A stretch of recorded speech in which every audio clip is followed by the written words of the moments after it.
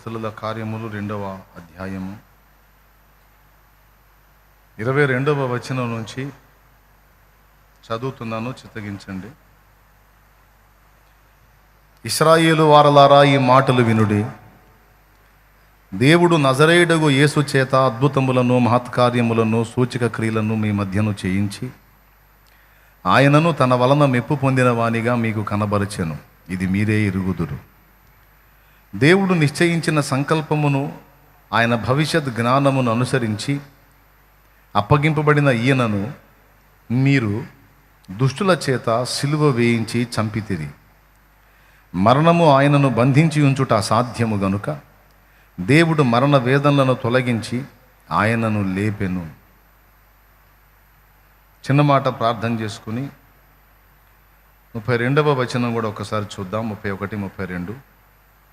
క్రీస్తు పాతాళములో విడవబడలేదనియు ఆయన శరీరము కుళ్ళిపోలేదనియు దావీదు ముందుగా తెలుసుకొని ఆయన పునరుద్ధానమును గూర్చి చెప్పెను.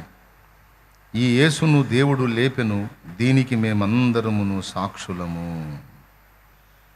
ప్రభునందు ప్రియులారా, మనము తెలుసుకోవలసినటువంటి సత్యములలో ఒక ప్రాముఖ్యమైన సత్యము మృతుల పునరుద్ధానము.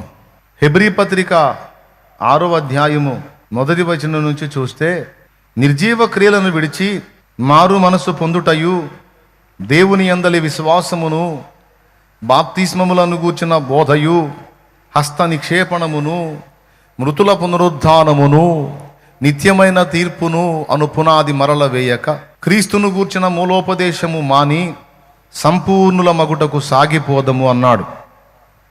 హెబ్రీ పత్రిక 6:2లో అను పునాది అన్నాడు. పునాది అంటే మనకు తెలుసు, బేస్మెంట్. ఒక ఇల్లు స్థిరంగా నిలబడాలంటే ముందు పునాది పటిష్టంగా ఉండాలి. పునాది లేకుండా ఇల్లు కడితే, పైన కడితే అది కూలిపోయే అవకాశం ఉంది. కింద పునాది బలంగా వేసి ఇంటిని కడితే ఆ ఇల్లు స్థిరంగా ఉంటుంది. అందుకే ఎవరైనా ఇల్లు కట్టేటప్పుడు, మొదలు పెట్టేటప్పుడు ముందు పునాదితో ప్రారంభిస్తారు. అంటే క్రీస్తు యేసునందు విశ్వాసం ఉంచిన మనందరికీ కూడా పునాదిలాగా ఒక 7 సత్యములు ఉన్నవి. ఆ 7 కూడా క్లియర్గా మనం తెలుసుకోవాలి. అందులో మొట్టమొదటిది యేసు క్రీస్తు మన పునాది. ఎవరి మీద మనం కట్టబడుతున్నామంటే యేసు క్రీస్తు మీద. ఇందాక ఒక పాట పాడాను, సియోనులో స్థిరమైన పునాది నీవే. అందులో నీ మీదే నన్ను అమర్చుచున్నావు అని పాడు. అంటే ఆయన మీద మనల్ని కడుతున్నాడు. కాబట్టి పునాదుల్లో మొట్టమొదటిది యేసుక్రీస్తు.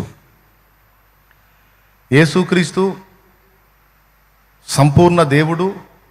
ఆయన మన నిమిత్తం భూమి మీదకి వచ్చినప్పుడు సంపూర్ణ మానవుడు.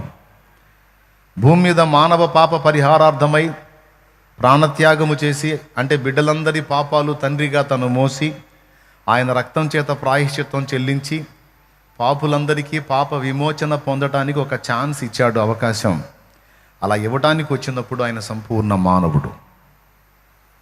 ఆయన దేవుడుగా ఉంటే ఆయన ప్రాణం పెట్టడానికి కుదరదు, ఎందుకంటే దేవుడిని ఎవడు చంపలేడు. అందుకే ఆయన భూమి మీద ప్రాణం పెట్టడానికి వచ్చాడు కనుక మానవుడు చంపటానికి అనుకూలమైనటువంటి రక్తమాంస శరీరమును ధరించి వచ్చాడు. అర్థమైందా? ఎందుకు వచ్చిందే? ప్రాణం పెట్టడానికి. ఒకసారి సీమోను పేతురు యేసు ప్రభు చెయ్యి పట్టుకొని, ఆ సిలువ నీకు దూరమగునుగాక, ఆ సిలువ నీకు దూరమగునుగాక అంటే, సాతానా నా వెనక్కి బో అన్నాడు యేసయ్య. ఎందుకు ఆ మాట అన్నాడంటే, ఆయన వచ్చిందే సిలువలో ప్రాణం పెట్టడానికి. లోక పాపముల నిమిత్తము వధింపబడవలసిన దేవుని గొర్రెపిల్లగా ఆయన వచ్చాడు. మనందరి పాపములకు ఫలితం ప్రాయశ్చిత్తముగా ఆయన తన ప్రాణమును పెట్టకపోతే మనం నరకం తప్పించుకునే ఛాన్సే లేదు. మీకు అక్కడక్కడ జాతరలలో బలులు ఇస్తూ ఉంటారు. ఇశ్రాయేలీయులు కూడా సంవత్సరానికి ఒక్కసారి ఫ్యామిలీ మొత్తాన్ని కలిపి ఒక గొర్రెపిల్లను తీసుకొచ్చి ఆ కుటుంబం మొత్తం దోషాలకు ప్రతిగా ఆ గొర్రెపిల్లను వధిస్తారు. ఐగుప్తు నుంచి బయటకు వచ్చేటప్పుడు కూడా ఇశ్రాయేలీయులు పస్కా గొర్రెపిల్లను వధించి దాని రక్తమును బట్టి బయటకు వచ్చేసారు వాళ్ళు. జాతరలలో కూడా మేము జాతరకి వెళితే కుటుంబం మొత్తాన్ని కలిపి ఒక పొట్టేలుని తీసుకుంటాం. అంటే మా టోటల్ ఫ్యామిలీ పాపాలకు ప్రతిగా ఆ పొట్టేల్ని బలిస్తాం. అప్పుడు మా కుటుంబంలోని వ్యక్తులందరి దోషాలకు ప్రాయశ్చిత్తం జరిగిద్ది అని మేము నమ్మేవాళ్ళం. ఇప్పుడు కూడా తెలంగాణ సైడు, మన ఆంధ్రాలో కొన్ని ప్రాంతాల్లో ఈ మేకపోతుల్ని పొట్టేళ్ళని బలి ఇవ్వటం అనేది మీరు చూస్తూ ఉన్నారు. జంతు బలులు. ఎందుకు జంతు బలులు అంటే, కుటుంబానికి ఒక పొట్టేలునో ఒక మేకపోతునో తీసుకొచ్చి బలిస్తారు. ఎందుకంటే కుటుంబ దోషాలన్నీ పరిహారం కావటానికి రక్తం చిందిస్తారు. గుమ్మాలకు కూడా రక్తపు గుర్తులు కొట్టుకుంటారు, చేతులు అద్ది వాకిళ్ళ కొడతారు, నుదుటి మీద రక్తవర్ణమైన సింధూర వర్ణం దిద్దుకుంటారు. ఇదంతా ఎందుకంటే రక్షణ నిమిత్తం. చాలామందికి తెలియదు, బళ్ళు ఇచ్చేవాళ్ళకు కూడా తెలియదు, ముద్రలు కొట్టేవాళ్ళకు కూడా తెలియదు. ముద్రలు కొట్టేవాళ్ళు ఒకటే తెలుసు, ఈ రక్తపు గుర్తులు ఉంటే కీడు ఇంట్లోకి రాదు అంటారు వాళ్ళు. ఇదంతా ఇప్పుడు కాదు, ఇంచుమించు 4000 సంవత్సరాల క్రితము నుంచే ఈ విశ్వాసాన్ని భారతదేశంలో కలిగి ఉన్నారు. ఎందుకు ఈ జంతు బలులు అంటే, ఇవి ఏదో జాతరలలో చెప్పినవి కాదు. భారతీయ సనాతన సాహిత్యమైనటువంటి వేదం కూడా ఇందును గూర్చి చెప్పింది.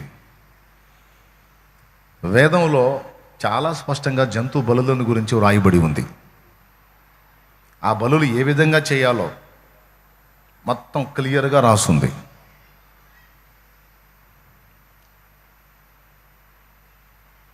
ఒక చోట ఇంద్రుడు తన పాప పరిహారార్థమై వృషభాన్ని బలిస్తాడు. వేదంలోనే రాసుంది. ఇవన్నీ నా దగ్గర దేవుని కృపను బట్టి వేదాలు ఉన్నాయి, ఉపనిషత్తులు ఉన్నాయి.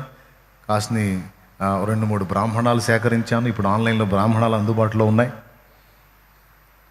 అలాగే అష్టాదశ పురాణాలు ఉన్నాయి, 18 పురాణాలు, రామాయణ, మహాభారత, భాగవత ఇతిహాస గ్రంథాలు ఉన్నాయి. మొత్తం తర్వాత వచ్చినటువంటి దేవీ దేవతల చరిత్రలతో సహా మొత్తం నా దగ్గర ఒక మినీ సైజు గ్రంథాలయమే ఉంది. దేవునికి స్తోత్రం. చదవకుండా, తెలియకుండా, మిడిమిడి జ్ఞానంతో నేను ఏది చెప్పట్లా. అన్నీ పక్కాగా చూసుకొని, ఆధారాలన్నీ కూడా మొత్తం రెఫరెన్సెస్ మొత్తం తీసుకొని నేను మాట్లాడుతున్నా. అందులో కూడా మానవ పాప పరిహారార్థమై ఇశ్రాయేలీయులు ఎలాగైతే పాప పరిహారార్థ బలి అని నిర్గమాకాండంలోనూ లేవియ కాండంలోనూ కూడా ప్రస్తావించబడిందో ఇశ్రాయేలీయులకు, అట్లా భారతీయ సనాతన సాహిత్యంలో కూడా పాప పరిహారార్థమై జంతు బలులు అనే ప్రక్రియ ఉంది. ఇక్కడే కాదు, భారతదేశంలోనే కాదు, ఇశ్రాయిల్లోనే కాదు, ప్రపంచంలో ఆటవీకుల దగ్గరికి మీరు పోయినా అడవుల్లో ఉండేటువంటి వ్యక్తులు సైతం దేవరలకు బలి ఇవ్వటం అనేది వాళ్ళకు తెలుసు. ఈ బలి ప్రక్రియ అనేది అంటే తమకు ప్రతిగా ఒక జంతువును బలివ్వటం, మనిషికి ప్రతిగా ఒక జీవిని బలివ్వటం. ఈ బలి అనేది తెలియని వాడంటే ఎవరు లేరు. మీలో ఎంతమందికి తెలుసు ఈ సంగతి? నాకు కూడా తెలుసు అన్న, ఈ జంతు బలి ఇవ్వటం అనేది తెలుసు అన్నోళ్ళు చేతులు ఎత్తండి. తెలిస్తే. నీకు తెలీదా బ్రదర్? నీకు తెలీదా? ఏటపోతు కొయ్యటం తెలీదా? మరి చెప్పవే. తెలిసిన వాళ్ళందరూ చేతులు ఎత్తండి. రైట్, అందరికీ తెలుసు. అడవిలో ఉండే బట్టలు కట్టుకోవటం కూడా తెలియని వాళ్ళకి బలు గురించి తెలుసు. బల్లు గురించి ఎట్లా తెలుసు? బలుల గురించి అంటే మానవుడు చేసే పాపాలను బట్టి పరమాత్మని యొక్క కోపం వాని మీద ఉంటుందని, ఆ కోపం నుంచి తప్పించబడి పరమాత్మని యొక్క దీవెన పొందాలంటే పాపానికి ప్రాయశ్చిత్తం జరగాలని, ఆ ప్రాయశ్చిత్తం తనకు ప్రతిగా ఒక జీవిని బలివ్వాలని మొదలైన విషయాలన్నీ కూడా మానవుడికి ఎలా అందాయంటే 2 విధములుగా అందాయి. మొదటిది పారంపర్యంగా అందాయి. రెండవది దేవుణ్ణి అన్వేషించే కొంతమంది వ్యక్తులు అన్వేషించినప్పుడు మనస్సులో దేవుడు తన ప్రత్యక్షతను ఉంచుట ద్వారా, మనస్సులో దేవుడు తన ప్రత్యక్షతను ఉంచుట ద్వారా కొంతమంది భక్తులకు అవి వెల్లడైతే వాటిని బిడ్డలకు ప్రచారం చేశారు. అరే, దేవుణ్ణి మనం చేరాలంటే మనమేం పునీతులం కాదు, పవిత్రులం కాదురా, పాపిష్టులం మనం. పరిశుద్ధుడు దేవుడు, అగ్ని వంటి వాడు, మన శుక్రవారం అగ్ని అని చెప్పాను. అగ్నిని ఎందుకు చూపించారంటే, పంచభూతాల్లో ఒకటి అగ్ని. దేవుడు అగ్ని వంటి వాడు అని అగ్నిని చూపించడమే కాదు, ఆయనకు పేరు కూడా అగ్ని అని ఉంది. అగ్ని దేనైనా దహిస్తుంది, కానీ అగ్ని దేని చేత మలినపరచబడదు. అగ్నికి మురికిని అంటిస్తారా? మీరు నీళ్ళని మురికి చేయగలరు, దేనైనా మురికి చేయగలరు, కానీ అగ్నిని మలినపరచలేరు. సమస్త మలినాన్ని అగ్ని కాలుస్తుంది. తెలుసుగా మీకు ఆ సంగతి? అంటే దేవుడు అగ్ని అంత పవిత్రుడురా, అగ్ని అంత నిర్మలుడురా, పరిశుద్ధుడురా అని చూపించడానికి మరి ఏం చూపించాలి వీళ్ళకి? దేవుడు ఎలా ఉన్నాడో. అందుకని ప్రకృతిలో ఉన్న పంచభూతాల్లో ఒకటైన అగ్నిని చూపించి, ఇదిగో దేవుడు ఇలాంటి వాడురా అని చెబితే, ఓహో అని చెప్పని అగ్ని వేసుకొని దానికి మొక్కటం మొదలుపెట్టి. పొయ్యిలో అగ్ని కాదు దేవుడు, కట్టెలేసి కాల్చే అగ్ని కాదు దేవుడు.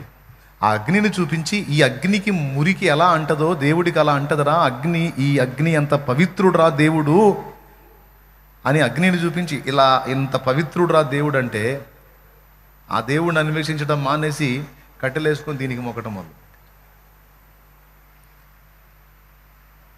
దేవుడు అగ్ని అంత పవిత్రుడు. ఆ పవిత్రుడి దగ్గరికి, పరిశుద్ధుడి దగ్గరికి మీరు పోవాలంటే ప్రాయశ్చిత్తం తీసుకొని పోవాలి అనేది ప్రత్యక్షత పొంది కొంతమంది అందించారు. ఏమిటా ప్రాయశ్చిత్తం అంటే, పాపివైన నీవు బలిగా, వాస్తవంగా బలి కావాలి, అయితే పోతావు గనక నీకు ప్రతిగా ఒక జీవిని నువ్వు బలి ఇవ్వాలి అని ఈ జంతు బలుల ప్రక్రియను ఏర్పరిచారు. ఇది 2 విధాలుగా వచ్చిందన్నాను. ఒకటి, మనస్సులో దేవుని సాక్షాత్కారం దేవుడిచ్చుట ద్వారా. 2, పారంపర్యంగా. నోవాహు జలప్రళయం అయిపోయిన తర్వాత, భూమి మీద నీళ్లు ఇంకిపోయిన తర్వాత, ఒక్క నోవా కుటుంబం తప్ప భూమి మీద ఉన్న సకల మనుషులు చనిపోయారు ఆ జలప్రళయంలో. మీకందరికీ తెలిసిన స్టోరీయే. నోవా ఫ్యామిలీ అంటే షేము, హాము, యాపెతు అనే 3 కొడుకులు, నోవా భార్య, అలాగే ఆ 3 కొడుకులకు భార్యలు, 3 కోడండ్రు, మొత్తం 8 మంది. పురుషులు 4, స్త్రీలు 4. ఈ 8 మంది తప్ప ఇక భూమి మీద ఏ నరుడు లేడు. వీళ్ళు కాపాడిన జంతుజాలం తప్ప మరి ఏ జీవి కూడా భూమి మీద లేకుండా అంతమైపోయింది. నాకు తెలిసి చేపలు మాత్రం ఫస్ట్ నుంచి ఇప్పటిదాకా కంటిన్యూ అవుతున్నాయి. దేవునికి స్తోత్రం. ఎందుకంటే ఎన్ని నీళ్ళు వచ్చినా చేపలకి సాగు ఉండదుగా. కాబట్టి చేపలు చాలా ఓల్డ్ అన్నమాట. ఇది గుర్తుంచుకోండి. చేపలు కూడా తినండి, చికెన్ మటన్ కన్నా కూడా చేపలు తినండి. ఒమేగా ఫ్యాటీ 3 అనేది ఉంటుంది, చాలా బాడీకి ఉపయోగపడుద్ది, గుండెకు బాగా మంచిగా పనిచేసిద్ది.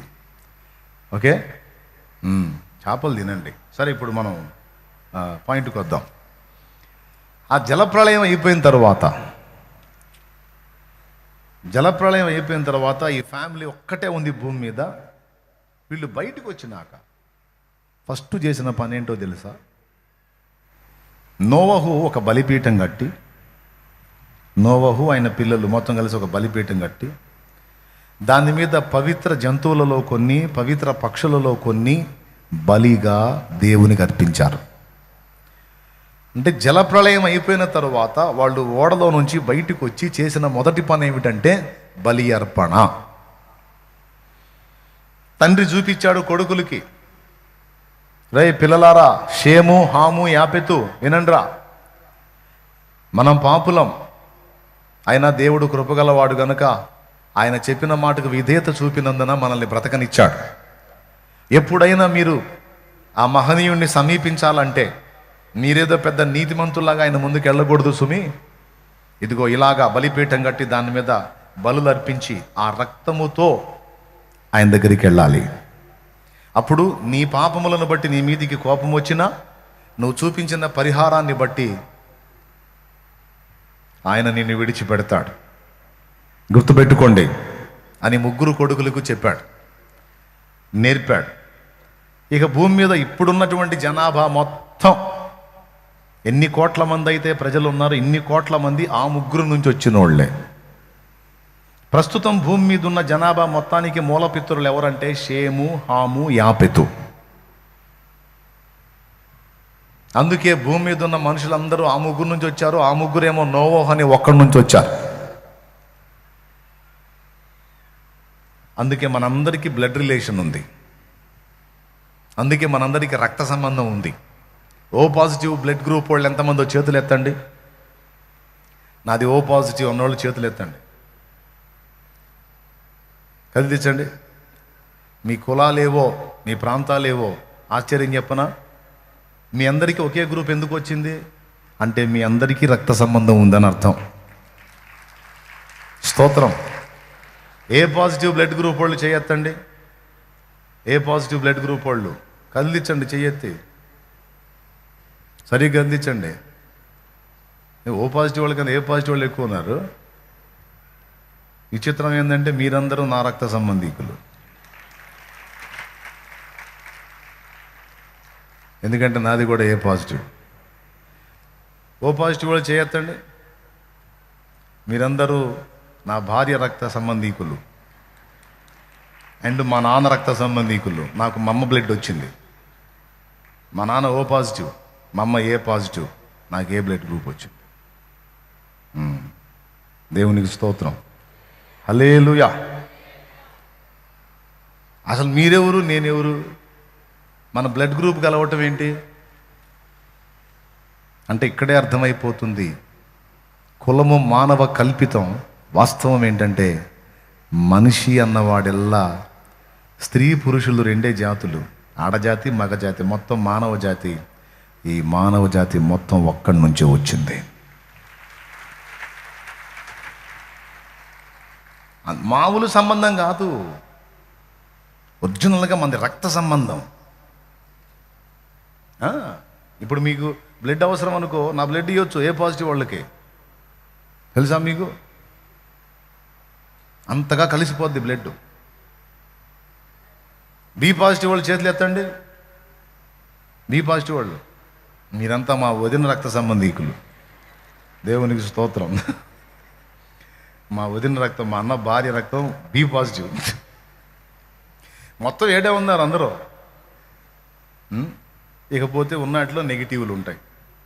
పాజిటివ్లు అయిపోయినా ఇక నెగిటివ్లు ఉంటాయి. ఏబి పాజిటివ్ కూడా ఉంటుంది. రెండు కలిసిన వాళ్ళు కూడా ఉంటారు. ఇంకో గ్రూప్ ఇది. ప్రియులారా, ఇదంతా మీకు ఎందుకు చెప్తున్నానంటే భూమి మీద ఉత్పత్తి అయిన జనములందరూ కూడా ఈ ముగ్గురు నుంచే వచ్చారు. పేర్లు చెప్పండి. షేము, హాము, యాపెతు. ఈ ముగ్గురు నుంచే వచ్చారు. ఆ ముగ్గురు తండ్రి బలి అర్పణ చేయటం చూశారు. ఇక వాళ్ళలోంచి వచ్చిన పిల్లలకు వాళ్ళు చెబుతారా చెప్పరా? పెద్దగా చెప్పండి. చెప్తారు కదా. అలాగా పారంపర్యంగా వాళ్ళకి చెప్పి అలా పారంపర్యంగా ఒకరి నుంచి ఒకరికి ఈ బలిని గూర్చిన సమాచారం అందింది. ఇంకా క్లియర్గా కొంతమందికి దైవ సాక్షాత్కారం కోసం అరణ్యంలోకి వెళ్ళి తపస్సు చేసి, పరమాత్మ నీవెవరివి, నిన్నెలా చేరాలి అని అమాయకంగా అడిగినటువంటి కొంతమంది వ్యక్తులకు దేవుడు కొన్ని దర్శనములు ఇచ్చి తన సంగతులు బయలుపరిచాడు. వాళ్ళని ద్రష్టలు అంటారు. అర్థమైందా? ద్రష్ట, మంత్రద్రష్టలు అంటారు. అర్థమైందా? వేదంలో ఉంటుంది. దేవుడు తన్ను గూర్చి బయలుపరిచిన విషయాలన్నిటిని దృష్టించిన వారిని ద్రష్టలు అంటారు. ఆ ద్రష్టలు దైవ సాక్షాత్కారం పొంది వాళ్ళు తెలుసుకున్న విషయాలను పొందుపరిచారు. అవే వేదములో ఇప్పుడు మనకు సాక్షాత్కరిస్తున్నాయి, సాక్ష్యమిస్తున్నాయి. యేసు ప్రభు యూదులతో అన్నాడు, లేఖనములలో నిత్య జీవము కలదని మీరు వాటిని ధ్యానించుచున్నారు కదా, చదువుతున్నారు కదా, అవి ఏ నన్ను గూర్చి సాక్ష్యం ఇచ్చుచున్నవి అన్నాడు.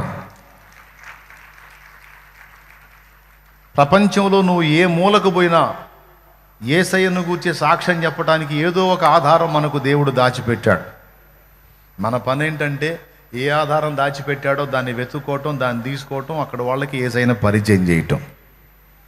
అలా అంతటా అవకాశాలు ఉంచే సర్వలోకమునకు వెళ్ళి సర్వ సృష్టికి సువార్త చెప్పమన్నాడు. సువార్త చెప్పమన్నాడు. ఆధారాలు ఇవ్వడా ఏంది? ఏథెన్సుకు వెళ్ళి అక్కడ సువార్త చేయడానికి పౌలు తిప్పలు పడుతున్నప్పుడు తెలియబడని దేవునికని వ్రాయబడిన బలిపీఠం ఒకటి కనపడింది. వాళ్ళ గుళ్ళు, గోపురాలు, విగ్రహాల ఆలయాలన్నీ తిరుగుతూ ఉంటే తెలియబడని దేవునికని వ్రాయబడిన బలిపీఠం ఒకటి కనపడింది. అది తీసుకొని సువార్త చెప్పాడు. తెలియక మీరు దేని యందు విశ్వాసం ఉంచుచున్నారో ఆయననే నేను మీకు ప్రకటిస్తున్నాను. నేనేదో కొత్త మతం చెప్పట్లేదు. ఆల్రెడీ మీరు ఎరిగిందే, మీరు బలిపీఠం మీద రాసుకుందే తెలియబడని దేవుడు అన్నారు కదా, ఆయన్ని నేను మీకు చెప్తాను ఆయన గురించి అని మొదలుపెట్టాడు. అపోస్తల కార్యం 17:23. అట్లాగా ప్రతి ప్రాంతములో, భారతదేశంలో దాదాపు 140 కోట్ల మంది ఉన్న ప్రజలు, భారతదేశంలో ఇంతమంది ప్రజలకు దేవుడు తన సాక్ష్యాన్ని దక్కకుండా చేస్తాడా? పొర్రపాటును కూడా అది జరగదు. మీరు వేద సాహిత్యం ధ్యానిస్తే అందులో క్లియర్గా ఉంది. ఖురాన్ చదివినా కూడా అందులో ఉంది. యేసుక్రీస్తు ప్రభు కన్యమరియ గర్భాన పుట్టటం. కాకపోతే ఖురాన్లో ఏం రాశారంటే యేసు ఒక ప్రవక్తగా మెన్షన్ చేశారు. యేసు ఒక ప్రవక్తగా మెన్షన్ చేశారు. ఆయన్ని దేవుడిగా అభివర్ణించకుండా దైవ ప్రవక్తగా వాళ్ళు రాసుకున్నారు ఖురాన్ గ్రంథంలో. అయితే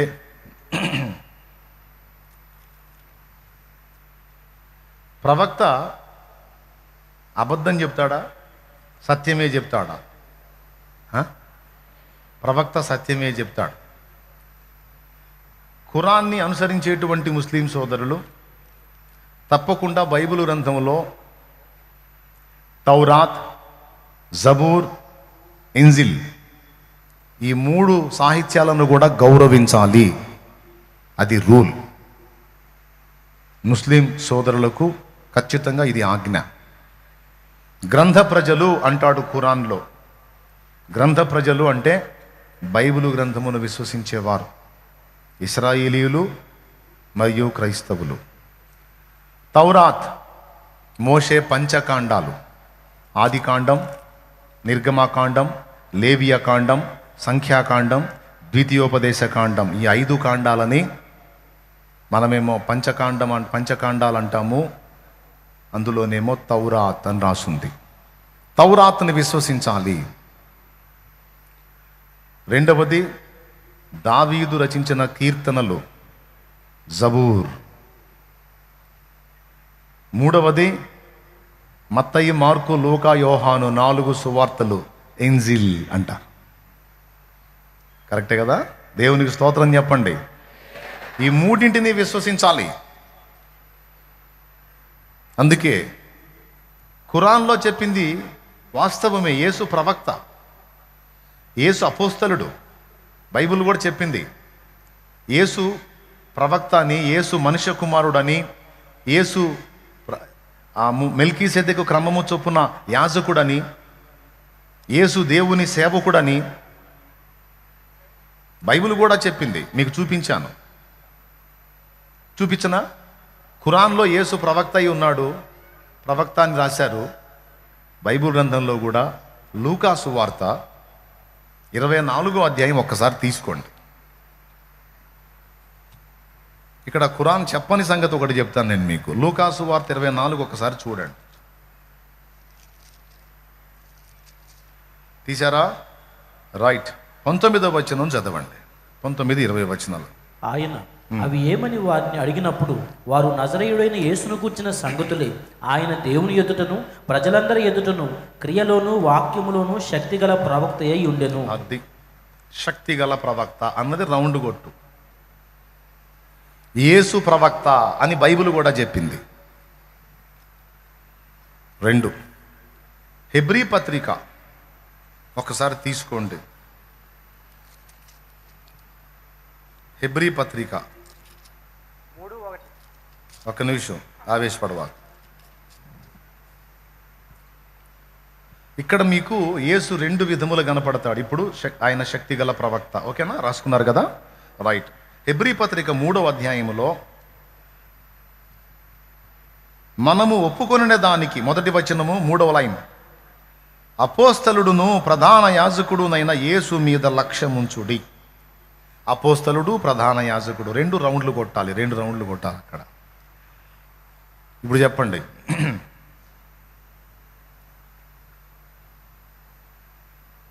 ఇప్పుడు ఈ మూడు మాటలు చెప్పండి. 1 శక్తిగల ప్రవక్త, యేసు ప్రవక్త. 2 యేసు అపోస్తలుడు. 3 యేసు ప్రధాన యాజకుడు. ఓకేనా, రైట్. 3. ఇక 4వది, యేసు ప్రభు ఏమై ఉన్నాడు అంటే ఆయన సేవకుడు అని కూడా ఉంది. ఒక్కసారి అపోస్తల కార్యము 4వ అధ్యాయము తీయండి, 28వ వచనం చదవండి. 27, 28 కలిసే ఉంటాయి, చూడండి. ఏవి జరగవలనని నీ హస్తమును నీ సంకల్పమును ముందు నిర్ణయించెను. ఏవి జరగవలెనని నీ హస్తమును నీ సంకల్పమును ముందుగా నిర్ణయించెనో వాటినన్నిటినీ చేయుటకై నీవు అభిషేకించిన నీ పరిశుద్ధ సేవకుడైన యేసునకు విరోధముగా. ఓకే, యేసు పరిశుద్ధ సేవకుడు, యేసు సేవకుడు. ఎన్నైనాయి? 4. ఇకపోతే యేసు మనుష్య కుమారుడనని తానే చెప్పుకున్నాడు. ఓకేనా, యేసు మనుష్య కుమారుడు, శక్తిగల ప్రవక్త, సేవకుడు, అపోస్తలుడు, ప్రధాన యాజకుడు. ఓకేనా.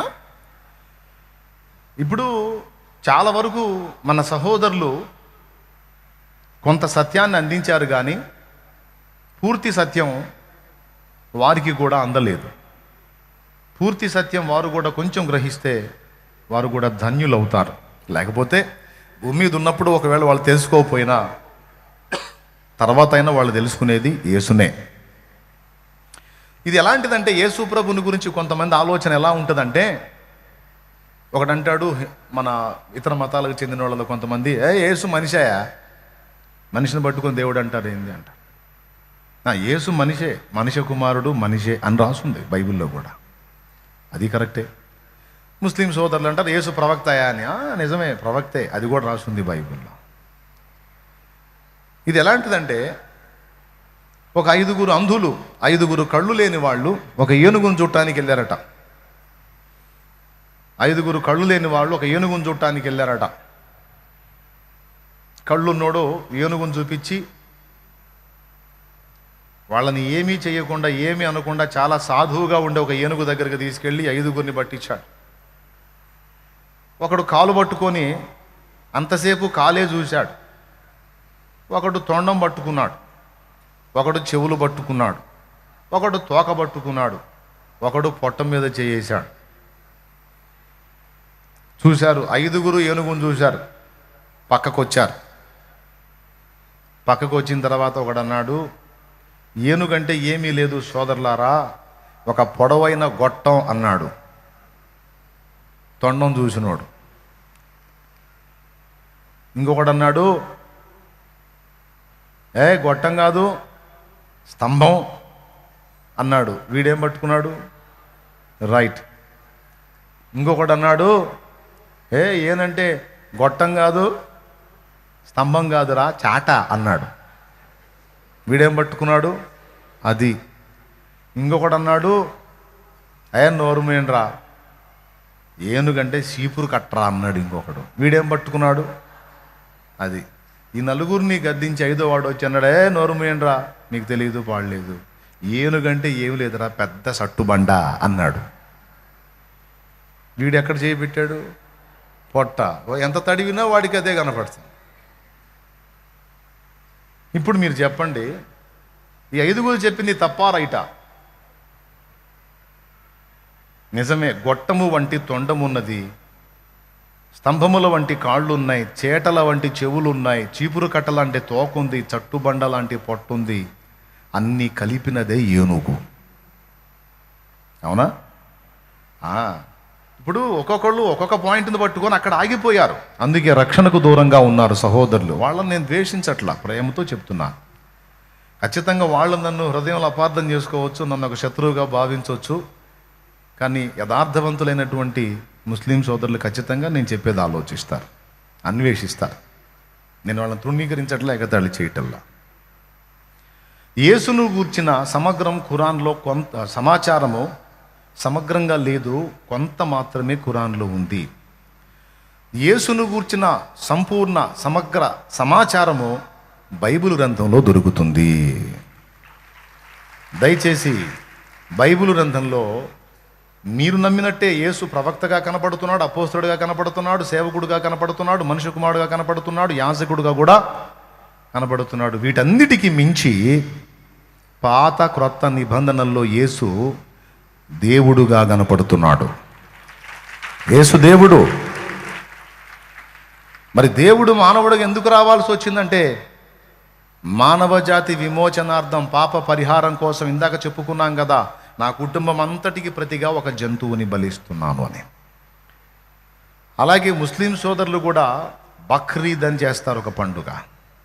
బక్రీద్, బకరా అంటే గొర్రెపిల్ల, ఈద్ అంటే పండుగ, బక్రీద్ అంటే బకరా పండుగ అంటే గొర్రె పండుగ.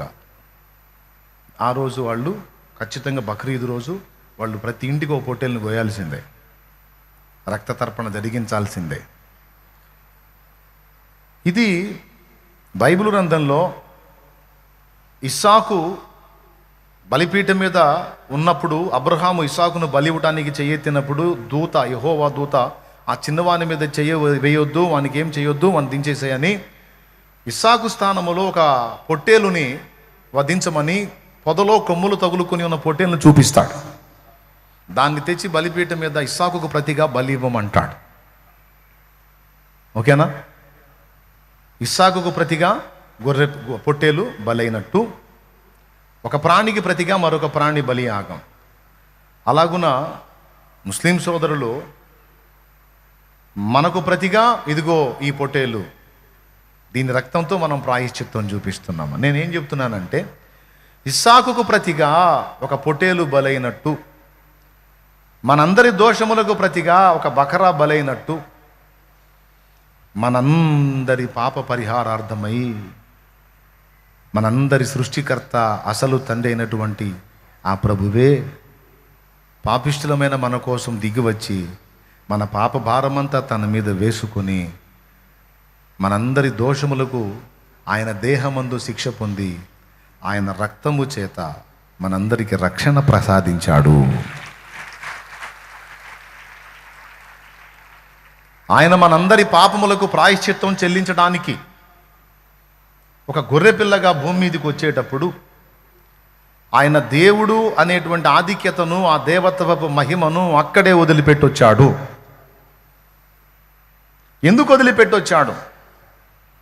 మనలో కొంతమంది అంటారు, దేవుడు అలా రావటం ఏంటి, దేవుడు అలా చేయటం ఏంటి, దేవుడు ఏది కావాలంటే అది అలా పలికితే అయిపోతుంది, దానికోసం దేవుడు అంత పని చేయాలా అని కొంతమంది ప్రశ్నిస్తారు. దానికి నా సమాధానం ఏంటంటే, దేవుడు మనల్ని ఎంత ప్రేమిస్తున్నాడో అంతే న్యాయాన్ని కూడా ప్రేమిస్తున్నాడు. న్యాయాన్ని ఎంత ప్రేమిస్తున్నాడో అంతే మనల్ని కూడా ప్రేమిస్తున్నాడు. మనల్ని, న్యాయాన్ని, ధర్మాన్ని ఎంత ప్రేమిస్తున్నాడో మనకు అర్థం కావటం కోసం దేవుడు తన ప్రేమను మన ఎడల ఎలా కలిగి ఉన్నాడో చూపటం కోసమే ఆయన తన మహిమను వదిలిపెట్టి ఈ మట్టి లోకములో రక్త మాంసాల శరీరములో 9 మాసాలు ఉండి ఎవరి కోసం? మన కోసం. ఎవరి పాప పరిహారార్థం? మన పాప పరిహారార్థం భూమి మీదికి రావడానికి ఇష్టపడ్డాడు. ఎందుకో తెలుసా? నేను ఈ చర్య చేయుట ద్వారా నా ప్రేమ మీకు అర్థమవుతుంది, నా ప్రేమ మీకు అర్థమవుతుంది.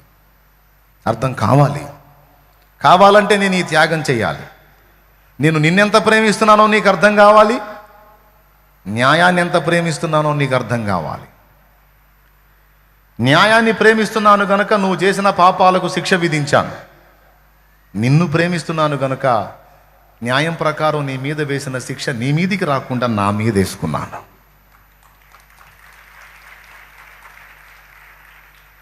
నిన్ను ప్రేమించి వదిలేశాను అనుకో, న్యాయం బాధపడుతుంది. న్యాయాన్ని ప్రేమించి నీకు శిక్ష విధించి అది నేనెత్తినే వేసాను అనుకో, మళ్ళీ నువ్వు నన్ను ప్రశ్నిస్తావు. న్యాయాధిపతిగా న్యాయం చేసావు కానీ మరి తండ్రిగా నాకేం చేశావు అని అడుగుతావు. నువ్వు న్యాయాన్నే ప్రేమించావు కానీ నన్ను ప్రేమించలేదుగా తండ్రి అని నువ్వు నన్ను అడుగుతావు. అందుకని నువ్వు నన్ను అడగకుండా, న్యాయం నన్ను అలా ప్రశ్నించకుండా, న్యాయాన్ని గౌరవించి శిక్ష విధించాను.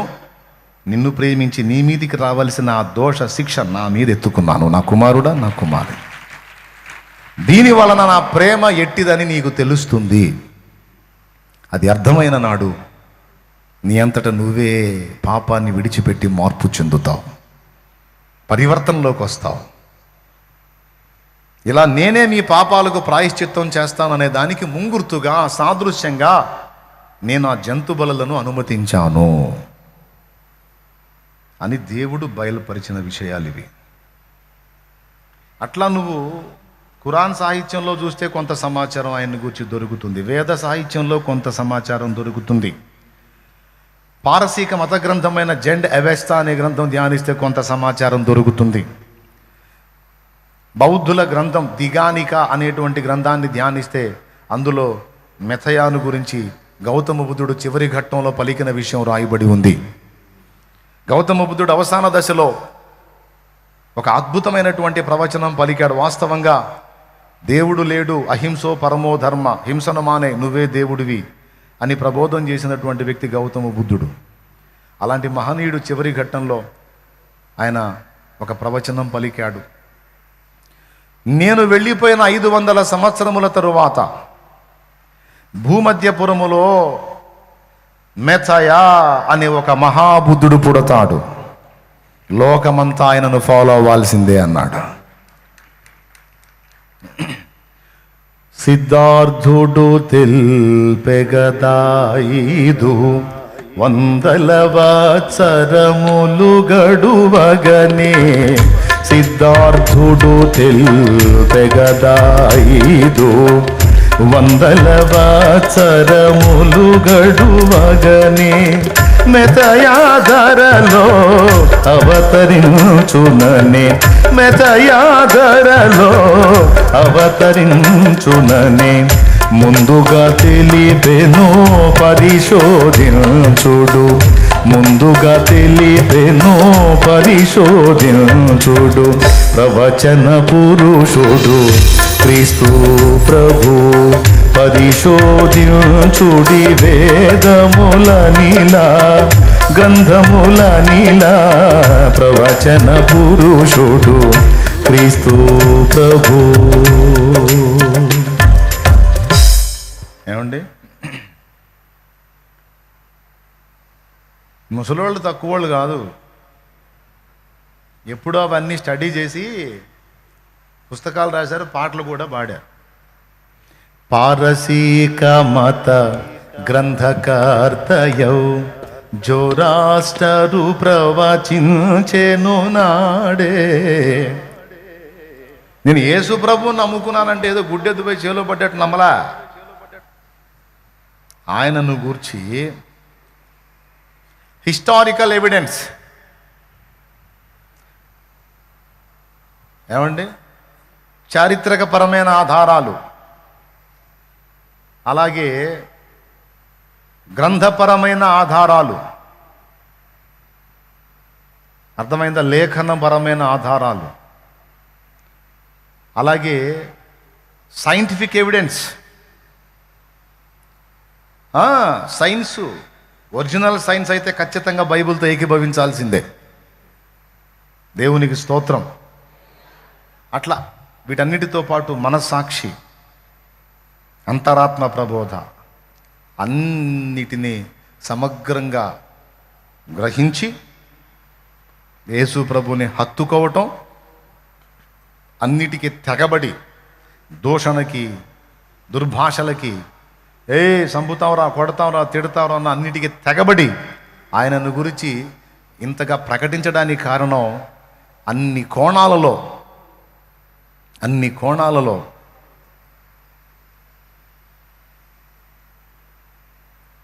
యేసు పరిపూర్ణ దేవుడు అని గ్రహించి, యేసే లోకరక్షకుడని గ్రహించి లోకానికి ప్రకటిస్తున్నా. ఎందుకింత ధైర్యం, ఎందుకింత తెగింపు అంటే ఆయన అసలు సృష్టికర్త. ఆయన పర్మిషన్ లేకుండా ఎవడో టచ్ చేయడానికి లేదు. నేను ఆయన గురించే సాక్ష్యం ఇస్తున్నా. ఆయన అప్పగిస్తే ఎవడో కాపాడలేడు. ఆయన ప్రొటెక్ట్ చేస్తే ఒక్క వెంట్రుక కూడా ఎవడో కదిలించలేడు. అది ఎందుకు అంత పొదుపుగా కొట్టారు? దేవునికి స్తోత్రం కలుగును గాక. పారసీక మత గ్రంథకర్తయౌ జోరాష్ట్రరు ప్రవచించెను నాడే. పారసీక మత గ్రంథకర్తయౌ జోరాష్ట్రరు ప్రవచించెను నాడే. పరమాత్ముడు ధర అవతరించగనే, పరమాత్ముడు ధర అవతరించగనే. చూతురతని నక్షత్రము మీరని, చూతురతని నక్షత్రము మీరని. ప్రవచన పురుషుడు క్రీస్తు ప్రభు పరిశోధించుడి వేదముల నీలా, గ్రంథముల నీలా. ప్రవచన పురుషుడు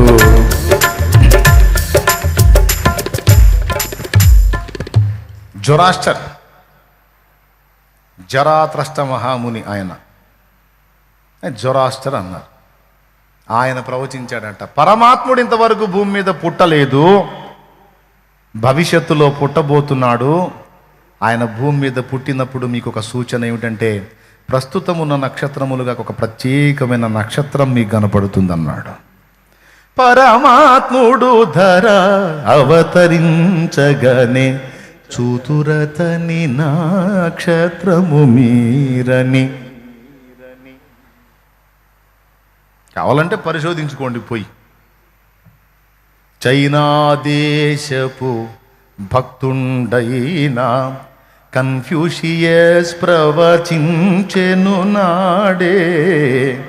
చైనా దేశపు భక్తుండైనా కన్ఫ్యూషియస్ ప్రవచించెను నాడే. పరమాత్ముడు ధర అవతరించనిచో పరమునకే గేడు మార్గమే లేదని. మరి నాయనా, పాపులైన మానవులు పరమాత్ముడి దగ్గరికి చేరాలంటే ఆయన భూమి మీదకి వచ్చి దారి వేస్తే తప్ప ఏ నరుడు కూడా తన సొంత క్రియల చేత, తన సొంత నీతి చేత పరమాత్మను చేరలేడురా, దారే లేదు అన్నాడు. పాడు. చైనా దేశపు భక్తుండైనా కన్ఫ్యూషియస్ తెలిపెను ముందుగానే. చైనా దేశపు భక్తుండైనా కన్ఫ్యూషియస్ తెలిపెను ముందుగానే. పరిశుద్ధుడు పాలస్తీనాలో, పరిశుద్ధుడు పాలస్తీనాలో పుట్టునటంచును క్రీస్తును గూర్చియే, పుట్టునటంచును క్రీస్తును గూర్చియే. ఏం మాట చెప్పాడు తెలుసా? దేవుడు ఇంకా భూమి మీద పుట్టలేదు నాయన, భవిష్యత్తులో పుడతాడు. ఎక్కడ పుడతాడో అడ్రస్ చెప్పాడు. పరిశుద్ధుడు పాలస్తీనాలో పుట్టునటంచును ముందుగా దిల్పెను. యేసుప్రభు అంటే ఏందనుకున్నా? భూమి మీద మహనీయులు వచ్చి పోయిన తర్వాత వాళ్ళ చరిత్రలు రాస్తారు. ఈయన దేవుడు, ఈయన గొప్పతనం ఏంటో తెలుసా? ఈయన భూమి మీద ఇంకా పుట్టక ముందే ఆయన స్టోరీ మొత్తం అన్ని గ్రంథాలలో వచ్చేటట్టు చేశాడు. అది ఆయన స్పెషల్.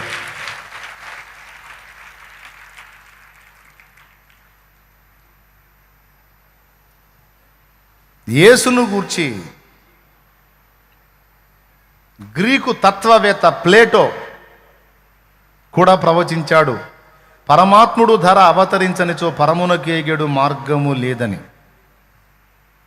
వీళ్ళందరూ చెప్పారు. దేవుడు భూమి మీదకి వచ్చి ప్రాయశ్చిత్త బలి జరిగించకపోతే రక్షణ లేదని అందరూ చెప్పారు. గ్రీకు తత్వశాస్త్రజ్ఞుడు ప్లేటో ప్రవచించెను గదా క్రీస్తుకు పూర్వమే, పరమాత్ముడు ధర అవతరించనిచో పరమునకేగెడు మార్గమే లేదని. ఇందులో వివేకానందుడి గురించి కూడా చెప్పొచ్చు. స్వామి వివేకానందుల వారి గురించి ఆయన కూడా ప్రవచించాడు. అయితే ఆయన యేసయ్య వచ్చిన తర్వాత చెప్పాడు, వీళ్ళు యేసయ్య రాకముందు చెప్పారు. అందుకు చేర్చాల ఇందులో. దేవునికి స్తోత్రం, హల్లెలూయా. ఇప్పుడు మీకు ఏమర్థమైంది? చాలా పెద్ద మ్యాటర్ ఎత్తుకున్నాడు, ఇప్పట్లో ఒక దగ్గదని అర్థమైంది కదా. ఏం కాదు, సింపుల్గా ముగిస్తా. దేవునికి స్తోత్రం, హలే.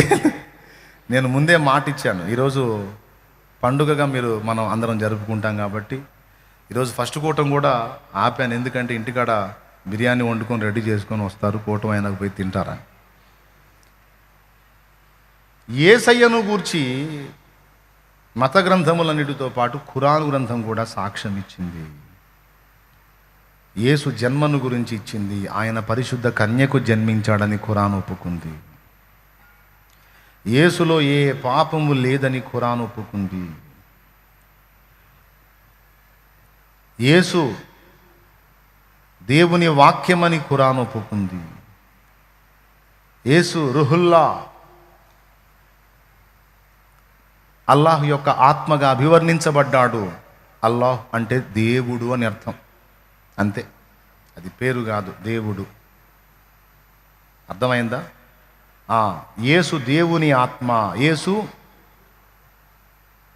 కలీమల్లా, కలీమ వాక్యము, దేవుని యొక్క వాక్యము, దేవుని ఆత్మ. యేసు కన్యకు పుట్టాడు. యేసు పరిశుద్ధుడు. అంతేకాదు, యేసు మట్టితో ఒక బొమ్మను చేసి దానిలో ఊపిరి ఊది అది ఎగిరిపోయేటట్లు చేశాడు. అంటే మట్టి బొమ్మలో ఊపిరి ఊదిన సృష్టికర్త కూడా యేసు అని చెప్పకనే చెప్తుంది ఖురాన్. దేవుడైన యెహోవా నేల మంటి నుండి నరుని నిర్మించి వాని నాసికారంధ్రములలో జీవవాయువును ఊదగా నరుడు జీవాత్మాయను. నేను చెప్పేవన్నీ కూడా ఖురాన్లో కొన్ని సురాల్లో లిఖితమై ఉన్నాయి, చూసుకోవచ్చు. అవన్నీ కూడా రెఫరెన్స్లు ఇచ్చాను వీడియోలో రూపంలో. మనోళ్ళు వాటిని ఎక్కడ పెట్టారో టపీ వేస్తే బాగుండేది. సరే పర్వాలేదు, ఈసారి చూపిస్తాను మీకు. ఎందుకంటే దేవుని కృపను బట్టి తెలుగు ఖురాన్ కూడా చదివాను నేను. నాకు అరబ్బీ రాదు, ఉర్దూ రాదు కాబట్టి తెలుగు ఖురాన్ తెచ్చుకొని చదివా. అది నేను స్టడీ చేసింది, నా దగ్గర ఉన్న పుస్తకం అది. ఆ బుక్ అంతా అండర్లైన్ చేసుకొని ఉన్నా. ఫైనల్గా యేసు శిలువ మరణ పునరుద్ధానములను గూర్చి కూడా ఖురాన్ సాక్ష్యం ఇచ్చింది. కొంతమంది సోదరులు లేదు యేసు శిలువలో చనిపోలేదంట. కానీ ఒక్కసారి మీరు, అది కూడా చెప్తాను, కొంచెం ఆగునానా. యేసు పసిబాలుడుగా ఉయ్యాలలో ఉన్నప్పుడు కొంతమంది మరియమ్మ దగ్గరకు వచ్చి, మరియమ్మ నువ్వు ఎలా ఈ బిడ్డని కన్నావమ్మా, నువ్వు కన్యవి, ఓ హరోను సోదరి, నీ తల్లిదండ్రులు కూడా మంచివాళ్ళు కదా, ఇంత నీతి బాహ్యమైన పని ఎందుకు చేశావమ్మా, ఈ బిడ్డని ఎలాగన్నావమ్మా, కన్యవు కదా నువ్వు అని వాళ్ళు ప్రశ్నిస్తే ఆమె ఏం మాట్లాడకుండా ఉయ్యాల్లో ఉన్న శిశువు వైపు చూపించిందట. ఖురాన్లో రాసుంది అలా. అప్పుడు ఉయ్యాల్లో పసిబాలుడుగా ఉన్న యేసు మాట్లాడాడట. అలా మాట్లాడే వ్యాఖ్యలలో ఒక మాట ఏమిటంటే, నేను పుట్టిన రోజును, నేను మరణించే రోజును, తిరిగి బ్రతికింపబడే రోజును శాంతి కలుగుతుంది గాక అని యేసు పలికాడట. నేను చెప్పలా, ఖురాన్లో ఉంది. ఆ రెఫరెన్స్ కూడా ఇవన్నీ వాళ్ళకి ఇచ్చా. పాపం వాళ్ళు వెతుక్కుంటారు. ఇప్పుడు కోటు ముగింపులో వేస్తారు. దేవునికి వచ్చిందా, సంతోషం రా బాబా. చివరి లైన్ చూడండి, పిల్లవాడు ఇలా పలికాడు. చివరి లైన్, నేను మరణించే రోజున, బ్రతికింపబడి లేపబడే రోజున నాకు శాంతి కలుగుతుంది. అంటే యేసు మరణము, బ్రతికింపబడి లేపబడటము, యేసు జన్మ మరణ పునరుద్ధానం మూడింటి గురించి అక్కడ సాక్ష్యం ఉంది. ఇప్పుడు యేసు కనీసం ప్రవక్త అని మీరు అన్నారు కదా. ప్రవక్త అబద్ధాలు ఆడతాడా? మరి ప్రవక్త చనిపోకుండా పైకెత్తబడే ఛాన్స్ ఉంటే, చనిపోకుండా పైకెత్తబడే ఛాన్స్ ఉంటే, నేను మరణించే రోజు అని ఆయన పలకకూడదు, ఎందుకంటే ఆయన మరణం పొందడు కాబట్టి. కానీ క్లియర్గా అన్నాడు, నేను మరణించే రోజున, బ్రతికింపబడి లేపబడే రోజున. చూడండి, మీరే చదవండి. ఖురాన్ షరీఫ్ సురా దొరికిద్దా బాబు? ఏ సురాలో ఉందో చూడవచ్చు. నేను వ్యంగ్యంగా ఈ వాక్కులు చెప్పట్లేదు, అదిగో చూడండి. దివ్య ఖురాన్ సురా మరియం, 19వ సురా మరియం, అందులో ఉంది. అవన్నీ నేను అండర్లైన్ చేసిన అండర్లైన్లు అవన్నీ కూడా చూడండి. కింద అండర్లైన్లో అంటే ఏ పురుషుడు నిన్ను తాకకుండానే నీకు ఒక కుమారుడు పుడతాడు అంటే మేము ఈ బాలుని ఒక సజీవ మహిమగా చేయదలుచుకున్నాం. జీవముతో కనబడుతున్న దేవుని మహిమగా యేసు అభివర్ణించబడ్డాడు. దైవ వాక్కుగా యేసు అభివర్ణించబడ్డాడు, దైవాత్మగా యేసు అభివర్ణించబడ్డాడు, పక్షి బొమ్మలో ఊపిరూది సృష్టికర్తగా అభివర్ణించబడ్డాడు, ఏ పాపము లేని పరిశుద్ధుడు కన్యకు పుట్టినాడు అని అభివర్ణించబడ్డాడు. వీటన్నిటితో పాటు యేసు శిలువ మరణ పునరుద్ధానాలను గురించి, నేను మరణించే రోజు, తిరిగి బ్రతికింపబడి లేపబడే రోజు, అంటే నేను చనిపోతానో, మరణాన్ని గెలిచి తిరిగి లెగుస్తానో అని నేను చెప్పాలా? ఖురాన్ని స్పష్టంగా సాక్ష్యం నేను చెప్పింది. ఇప్పుడు లేదు అలా ఏం జరగలేదు, యేసు సిలువ మీద ఎక్కలేదు, సిలువ మీద నుంచి దేవుడు ఆయన లేపుకున్నాడు, ఆయన చనిపోలేదంటే ప్రవక్త అబద్ధం చెప్పినట్టు అయింది. కనుక ముస్లిం సోదరులు కనీసం యేసును ప్రవక్తగా గుర్తిస్తే ఆయన వాక్కులు దయచేసి గౌరవించి నేను చెప్పిన విషయాలు గమనించాలి. దేవునికి స్తోత్రం. చాలు నాయనా.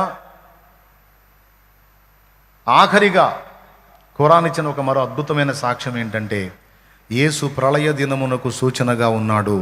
ప్రళయ దినమందు అంటే 2వ రాకడలో యేసే వస్తాడని సాక్ష్యం ఇచ్చాడు. కొడితే గట్టిగా చూడండి. మరియం కుమారుడు, నిజానికి అతను మరియం కుమారుడు, ప్రళయానికి సూచన కనుక మీరు దాన్ని శంకించకండి. చాలు తీసేయి. సురా చూపిస్తే బాగుండు, జస్ట్ అండర్లైన్ వరకే వేస్తున్నావు నువ్వు, పర్వాలేదులే. వారి దగ్గర గ్రంథం ఉంటుంది కనుక వాళ్ళు కూడా చూస్తారు. చూసేదేముంది, చాలామంది ముస్లిం సోదరులకు తెలుసు యేసువారే 2వ రాకడలో తిరిగి వచ్చేదని. 1,00,000 కంటే ఎక్కువ మంది ప్రవక్తలు ఉన్నారు, 1,80,000 కంటే ఎక్కువ మంది ప్రవక్తలు ఉన్నారని నమ్మే సహోదరులు, అంతమంది ప్రవక్తలు రాకుండా యేసువారు మాత్రమే 2వ రాకడలో ఎందుకు వస్తున్నాడు?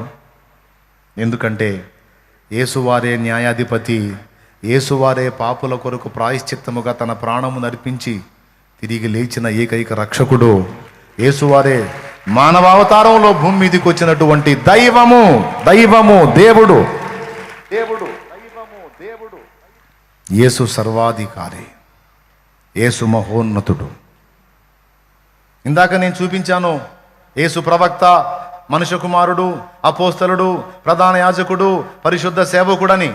ఇప్పుడు యేసు దేవుడు అనే వచనాలు కూడా చూపిస్తా చూడు తొందరగా. యోహాను సువార్త 1వ అధ్యాయం 1వ వచనం. ఆదియందు వాక్యముండెను, వాక్యము దేవుని యొద్ద ఉండెను, వాక్యము దేవుడై ఉండెను. వాక్యము దేవుడట.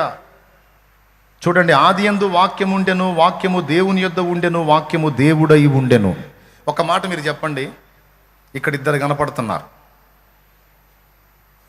దేవుడై ఉన్న వాక్యమట దేవుని యొద్ద ఉన్నాడట. అంటే వాక్యమై ఉన్న దేవుడు ఒకడు కనపడుతున్నాడు, వాక్యము కాని దేవుడు ఒకడు కనపడుతున్నాడు. ఆదియందు వాక్యం ఉండెను, వాక్యము దేవుని యొద్ద ఉండెను అన్నప్పుడు దేవుడు, వాక్యము దేవుడై ఉండెను. ఇద్దరు కనపడ్డారా లేదా అక్కడ? దేవుడై ఉన్న వాక్యము, వాక్యము కాని దేవుడు. మళ్ళీ మన క్లారిటీ కోసం 12వ వచనంలో 14వ వచనంలో చూడండి. ఆ వాక్యము గదిగో ఏ వాక్యం? దేవుడై ఉన్న వాక్యం. ఇప్పుడు ముస్లిం సోదరులు ఇది కూడా గుర్తించాలి, ఇంజిల్ని విశ్వసించాలి. తౌరాత్, జబూర్, ఇంజిల్ని విశ్వసించాలి ఖచ్చితంగా. ఇంజిల్ని క్రాస్ చేయకూడదు. ఇంజిల్లో యోహాను సువార్త 4వ అందులో 1వ అధ్యాయం 1వ వచనంలోనే చాలా క్లియర్గా ఉంది, యేసు వాక్యమై ఉన్న దైవము, దేవుడు. దేవుని యొక్క వాక్యమని ఖురాన్లో ఉంది, బైబిల్లో కూడా యేసు దేవుని వాక్యమని ఉంది. అంతేకాదు వాక్యమై ఉన్న యేసు దేవుడు అని కూడా క్లియర్గా ఉంది. ఇది నేను కల్పించిందిగా, గ్రంథంలో ఉంది. మళ్ళా ఆ వాక్య దైవం వేరంటారేమో అని 14వ వచనంలో ఆ వాక్యము శరీరధారి అయి కృపా సత్య సంపూర్ణుడుగా మన మధ్య నివసించను. తండ్రి వలన కలిగిన అద్వితీయ కుమారుని మహిమ వలె మనము ఆయన మహిమను కనుగొంటిమి. 15వ వచనం ఏమండి, ఆయనను గూర్చి సాక్ష్యం చెప్పబడింది. 16వ వచనం ఆయన పరిపూర్ణతలో నుండి, ఆయన పరిపూర్ణుడు, ఆయన పరిపూర్ణతలో నుండి మనమందరము కృప వెంబడి కృపను పొందితిమే. 17వ వచనం ధర్మశాస్త్రము మోషే ద్వారా అనుగ్రహింపబడిను, కృపయు సత్యమును యేసుక్రీస్తు ద్వారా కలిగెను. సత్యమును అనుసరించి పాపి అయిన మానవుడు శిక్ష పొందాలి, కృపను అనుసరించి పాపికి రక్షణ కావాలి. సత్యమును అనుసరించి పాపికి శిక్ష పడాలి, ఓకే, శిక్ష ఖరారు చేశాడు. కృపను బట్టి పాపికి రక్షణ ఇవ్వాలి. మరి సత్యమును గౌరవించి పాపిని ప్రేమించి ఈ రెండు నెరవేర్చడానికి ప్రాణం పెట్టినటువంటి ఏకైక దైవం యేసుక్రీస్తు, యేసుక్రీస్తు, యేసుక్రీస్తు, యేసుక్రీస్తు. ఇంకెంత క్లియర్గా చెప్పాలి? చాలా స్పష్టంగా అందించాను. ఆ వాక్యమే శరీరధారి అయి కృపా సత్య సంపూర్ణుడుగా మన మధ్య నివసించను. అద్వితీయ తండ్రి మహిమ వలె ఆయన మహిమను మనం కనుగొన్నాము, కుమారుడి మహిమను అన్నాడు. ఏమండి, దేవుణ్ణి ఎవడు ఎప్పుడూ చూడలేదు, కానీ తండ్రి రొమ్మున ఆనుకొని ఉన్న అద్వితీయ కుమారుడే ఆయనను బయలుపరచను. మూల భాషలో ఏముందో తెలుసా? అద్వితీయ కుమారుడే అన్న కాడ పుట్నోట్లో అద్వితీయ దేవుడే అనుంది. చూడు, నీ బైబిల్లో పుట్నోట్ చూడు, అద్వితీయ కుమారుడే అన్నకాడు ఒక సంఖ్యేసి కింద మూల భాషలో ఏముందో తెలుసా? అద్వితీయ దేవుడే.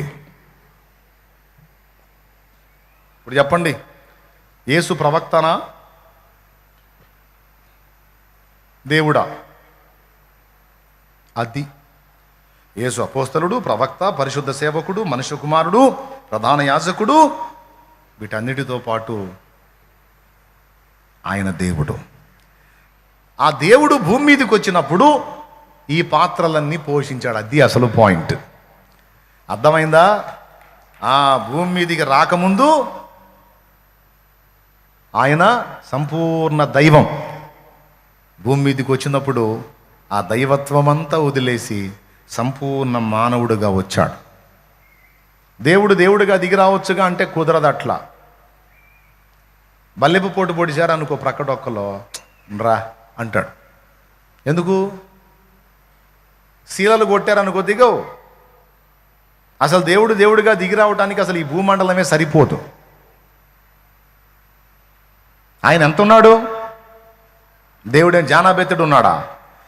ఆకాశ గగనాలను నీ దేనతో కొలిచితివి, ఆకాశ గగనాలను నీ దేనతో కొలిచితివి, శూన్యములో ఈ భూమిని, శూన్యములో ఈ భూమిని వేలాడదీసిన నా యేసయ్యా, శూన్యములో ఈ భూమిని వేలాడదీసిన నా యేసయ్యా, నీకే వందనం, నీకే వందనం, నీకే వందనం,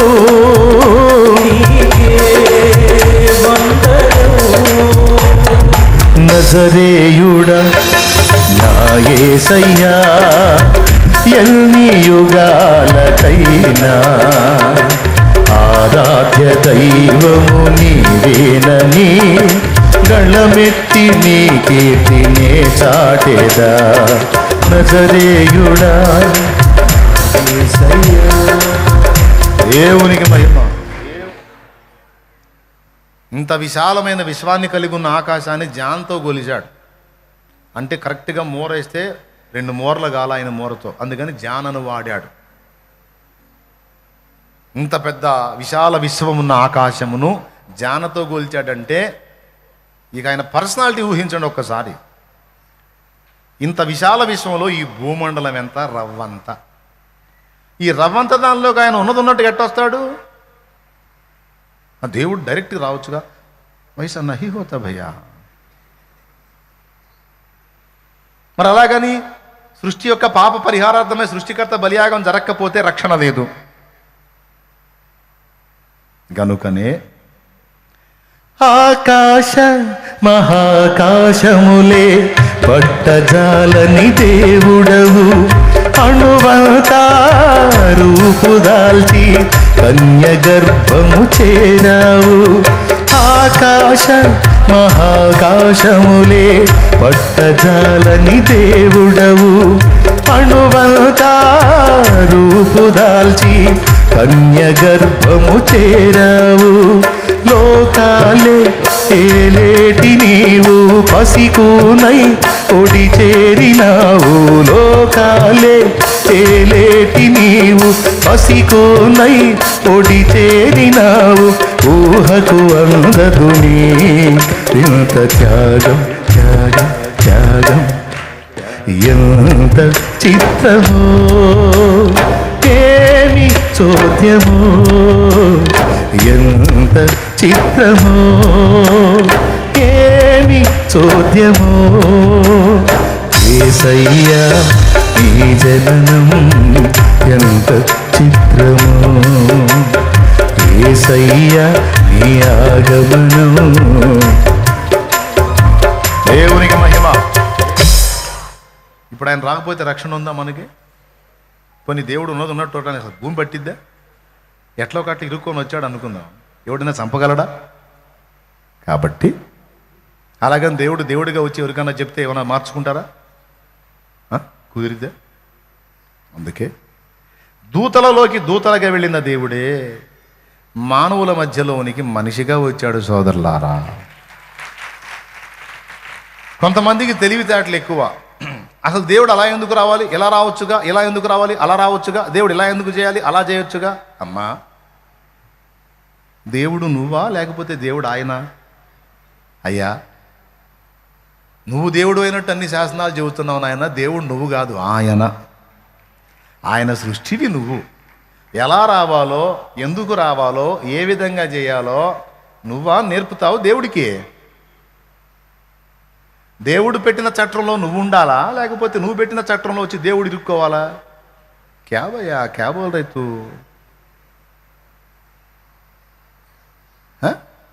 దేవుడు ఇలా చేసేవచ్చుగా, దేవుడు అలా చేసేవచ్చుగా, దేవుడు ఏదంటే అది అయిపోతుంది. అవుతుంది. ఇలా చేసేయచ్చు, అలా చేసేయచ్చు, ఏదైనా చేసేయచ్చు. కానీ ఏదైనా ఎందుకు చేయట్లా దేవుడు? మరి అసలు భూమి ఇలా ఎందుకు ఉండాలి? దేవుడు తలుచుకుంటే అలా అంటే అయిపోయింది కదా, ఒక్కసారి ఇదంతా అలా అయిపోవాలని అనమను అయిపోద్ది అంటున్నాడా?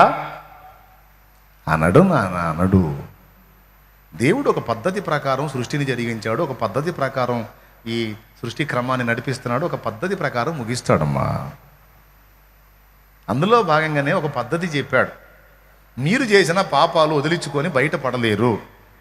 మీరు ఏం చేసినా సరే ఇంకనూ నీకు ఒకటి కొదువుగా ఉందని నేను చెప్పాల్సి వచ్చింది. ఎందుకంటే పరిపూర్ణముగా నన్ను సంతోషపెట్టడం మీ వల్ల కాదు. ఎందుకు కాదంటే మీ అందరి మూలపితరుడైన ఆదాం వల్లే కాలేదు.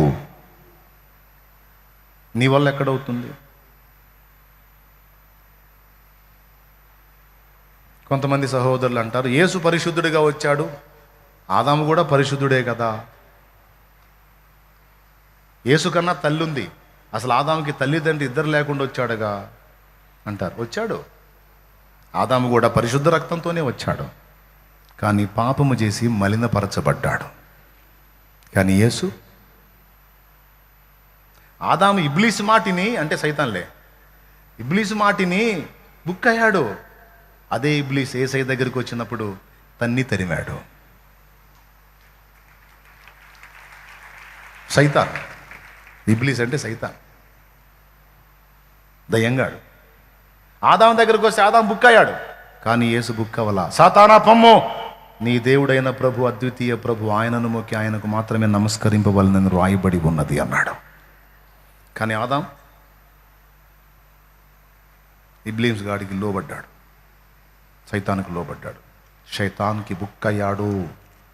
కాబట్టి ఆదాము వేరు, యేసు వేరు. కాబట్టి మీ మూల పితరుడే పాపాన్ని జయించలేదు, అందరూ పాపానికి బానిసలు అయ్యారు, మీరు కూడా బానిసలే. మరి మీ పాపములను బట్టి న్యాయం ప్రకారం నేను మిమ్మల్ని శిక్షించాలి. అయితే ఆ శిక్ష మీ మీద పడకుండా నేనే మీకోసం వచ్చి ఆ శిక్షను నా మీద వేసుకుని నా రక్తము ద్వారా మీకు విమోచన ప్రకటిస్తాను. కేవలం నా యందు విశ్వాసం ఉంచుట ద్వారా మీ అందరికీ రక్షణ ప్రసాదిస్తాను. మీరు చేయాల్సిందల్లా ఒక్కటే, కేవలము నా యందు విశ్వాసం ఉంచటం. అదే కదా మొత్తుకుంటుంది. పైసా ఖర్చు ఉందా, ఒంటికి చాకిరి ఉందా?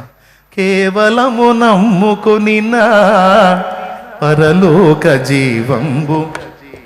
కేవలం 5 రూపాయలు ఏ వస్తువైనా, కేవలం 10 రూపాయలు ఏ వస్తువైనా, ఇక్కడ 5, 10 కూడా లేదు, కేవలం ఉచితం. స్తోత్రం. ఏమయ్యా, కేవలం ఉచితమయ్యా నీ ఆత్మరక్షణ. దీన్ని కూడా వినియోగించుకోకుండా నువ్వు మారు మనసు పొందకుండా, పాపాలు గడగబడే నిమిత్తం బాప్తిస్మం పొందకుండా నువ్వు నిర్లక్ష్యం చేస్తే కేవలం నరకమునకే పోతావు. తెలుసుకొని మారు మనసు పొందు, తెలుసుకొని ఆత్మరక్షణ నిమిత్తం, పాప క్షమాపణ నిమిత్తం బాప్తిస్మం పొంది దేవుడిచ్చిన అవకాశాన్ని ఇక్కడే వినియోగించుకొని తొందరగా ఆ దరిద్రం అంతా కడుక్కొని ఒడ్డెక్కు, బతికిపోతావు. ఇది యేసయ్య చెప్పమన్నాడు, చెబుతున్నా. చెప్పినా వినపడినా అర్థమైనా కూడా అర్థం కానట్టు షో చేసి నువ్వు నిర్లక్ష్యం చేస్తే నాకేం కాదు, నేను పొందాను కాబట్టి. రేపు నీకు మోగిద్ది బ్యాండ్ మేళం. అది నువ్వే ఆలోచించుకో, డైరెక్ట్గా చెబుతున్నా. నిజంగా నువ్వే ఇబ్బంది పడతావు. ఇది చతురు కాదు, ఇది తేలిక మాట కాదు. ఏమన్నాయనా, నేను ప్రాణం వల్ల ఇచ్చిన రక్షణ నీకంత చులకనైందా, ఎందుకు నిర్లక్ష్యం చేశావు అని అడుగుతాడు. పాపం ఎందుకు చేశావు నిన్ను అడగడు, పాపం ఎందుకు కడుక్కోలేదు అని అడుగుతాడు. చేసావు తెలిసి తెలియక, కడిగేసుకోవడానికి నా రక్తమే ధారపోసానే. నాకే పిచ్చి బట్టి వచ్చి సిలువెక్కాను అనుకున్నావా? నాకు మైండ్ పోయి వచ్చి సిలువెక్కాను అనుకున్నావా? నాకేం పిచ్చెక్కి మహిమను వదిలిపెట్టి మట్టి పురుగుగా మలమూత్రాదులు రక్త మాంసాలు నిండిన గర్భంలో 9 నెలలు ఉన్నాను అనుకున్నావు? ఎందుకున్నాను? నేను అన్నిసార్లు నీకు సాక్ష్యం ఇస్తే ఎందుకు నిర్లక్ష్యం చేశావు నా కుమారి? ఎందుకు నిర్లక్ష్యం చేశావు నా కుమారుడా? పాపాలు కడిగి వేసుకునే అవకాశం నీకు ఇవ్వకపోతే నా తప్పు, ఇచ్చినా కడుక్కోపోతే అది నీ తప్పు. ఓ అంటాడు. జాలి పడతాడు అనుకుంటున్నావా? అది నిన్న అయిపోయింది. మరియమ్మ కడుపునొచ్చి గొర్రెపిల్లగా వదకు గొర్రెపిల్లగా, సాత్వికుడుగా, జగడమాడని వాడుగా, కంఠస్వరం వీధుల్లో వినబడనీయని వాడుగా ఉన్న రోజు అయిపోయిందిరా, అయిపోయింది. యేసయ్య రక్షకుడి రాక ఆనాడు అయిపోయింది రక్షకుడిగా. ఇప్పుడు రారాజుగా రాబోతున్నాడు. త్రాసు తీసుకొని, తక్కెడ తీసుకొని రాబోతున్నాడు, ఒక్కొక్కళ్ళ తొక్క వలవడానికి. జోక్ కాదు, తక్కెడ తీసుకొని రాబోతున్నాడు.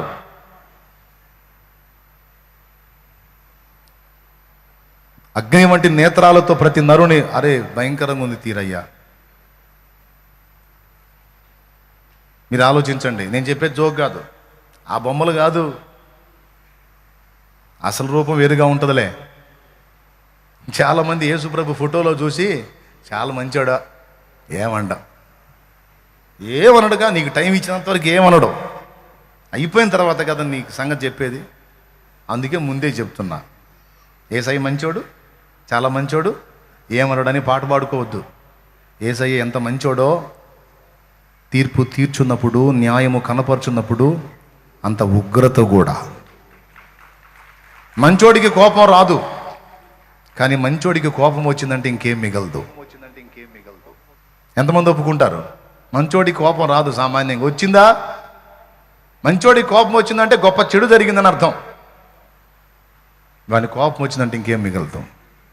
అలాగే యేసయ్యకు ఉగ్రత వచ్చిన నాడు, గొర్రె పిల్ల మహోగ్రత వచ్చిన నాడు కొండల దగ్గరికి వెళ్ళి బండల దగ్గరికి వెళ్ళి మమ్మల్ని కప్పండి అని వేడుకుంటారట. యెషయా గ్రంథంలో ఉందే, కొండలారా మమ్మల్ని కప్పుడి, అయ్యో గొర్రె పిల్ల ఉగ్రత వచ్చింది, దానికి తాళజాలిన వాడెవడు అని కేకలేసుకుంటా పరిగెత్తితే కొండలు పారిపోయినాయట. ఆ ఉగ్రతకు మేమే బూడిదైపోతాం, నిన్నాడు కాపాడేవురా. ఏందనుకున్నారు యేసయ్య? ఎన్ని గ్రంథాల్లో సాక్ష్యం ఇప్పించాడు, మహిమను వదిలిపెట్టి భూమి మీదకి వచ్చి ప్రాణం పెట్టాడు. అలా ప్రాణం పెట్టి వాళ్ళు అనుకున్నారు సిలువేసేసాం, చంపేశాం, సమాధి కూడా చేసేశారు, పెద్ద బండ ఒకటి అడ్డం పెట్టి సంఖ్యలు వేసి సీలేసేసాం, ఇక అయిపోయిందిరా అనుకున్నారు. ఆదివారం ఇంకా చాలా చీకటి ఉండగానే ఆయన లేచి ఉన్నాడు.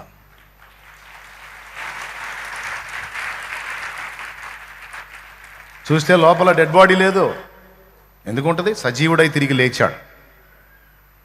మట్టి శరీరముగా పాతి పెట్టబడి మహిమగా తిరిగి లేచాడు.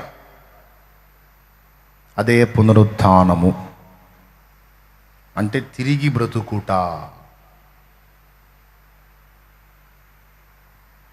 తిరిగి బ్రతుకుట పునరుత్థానం అంటే. అది మహిమతో ఆయన తిరిగి లేచాడు. మీరు ఒకటి అడగవచ్చు, దూత రాయి దొల్లించకపోతే రాలేడా అని. రాగలడు, ఎందుకంటే ఆయన లేచింది మహిమ శరీరంతో. మహిమ శరీరానికి ఏ గోడలు బండలు అడ్డుండవు, అలాగే వెళ్ళిపోవచ్చు. మరి రాయి ఎవరికి అంటే, తెల్లవారుజామున స్త్రీలు వస్తారు కదా, వాళ్ళు వచ్చి చూడాలిగా.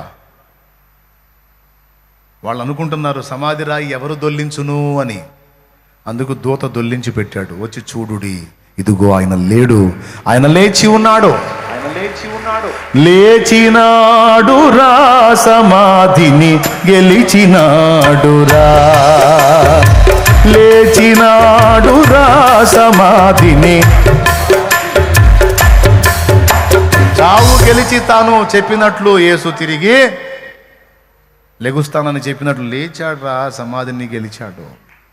అదిగో వెళ్ళి చూస్తూ ఉన్నారు. అక్కడ చూడండి, ఏం కనపడదు అక్కడ. ఆయన ఒంటి మీద ఉన్న వస్త్రాలు, అది ప్రేత వస్త్రాలు చుట్టారు కదా, అవి లేడు. మగ్దలీన ఏడుస్తా పోయింది, నా ప్రభు ప్రాణం తీశారు, ఆయన శవాన్ని కూడా వదిలిపెట్టరారా, ఆయన శవాన్ని ఎందుకు తీసుకెళ్లారు, ఆ శవానన్నా చూసుకొని బ్రతుకుతాం అనుకుంటే శవాన్ని కూడా లేకుండా చేశారు, ఏం చేయాలనుకుంటున్నారా నా ప్రభువుని. ఆమె గుండెల్లో బాధ, వేదన, మూలుగుడు.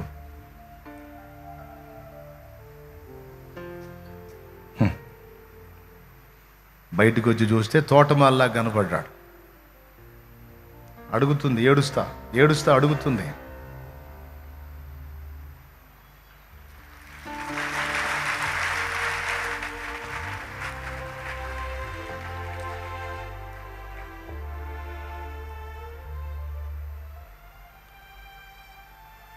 ఆయన అన్నాడు, అమ్మా ఎందుకు ఏడుస్తున్నావు? ఆమె చెప్పింది, అయ్యా నా ప్రభు శరీరం ఎవరో ఎత్తుకొని పోయారు, నువ్వేమన్నా తీసుకెళ్ళావా? చెప్పయ్యా, నేను తీసుకొని పోతాను, నా ప్రభుని ఎత్తుకొని పోతాను. అప్పుడు ఆయన ఆమె ఏడుపును చూసి మరియా అని పలకరిస్తాడు. ఎప్పుడైతే ఆ స్వరం విందో గుర్తుపట్టింది, నా గొర్రెలు నా స్వరం వినును అన్నాడు కదా. మరియా అనగానే గుర్తుపెట్టి రబ్బుని అని తిరిగి దాని వైపు పరిగెత్తుకుంటా రాబోతే, ఆగు, నీ ఏడుపు వినొచ్చాను, నేను తిరిగి లేచాను కానీ ఇంకా తండ్రి దగ్గరికి వెళ్ళలేదు, తండ్రి దగ్గరికి వెళ్ళి మళ్ళీ వస్తాను, ఓపిక పట్టు, వెళ్ళి నా సహోదరులకు చెప్పు, నేను వాళ్ళని గల్లీలో కలుసుకుంటానని చెప్పు. వెళ్ళాం. యేసుక్రీస్తు పునరుద్ధానాన్ని గూర్చి మొదటి సాక్షి ఎవరో తెలుసా? ఒక ఆడపిల్ల. అపోస్తలులకే సాక్ష్యం ఇచ్చింది ఒక ఆడపిల్ల.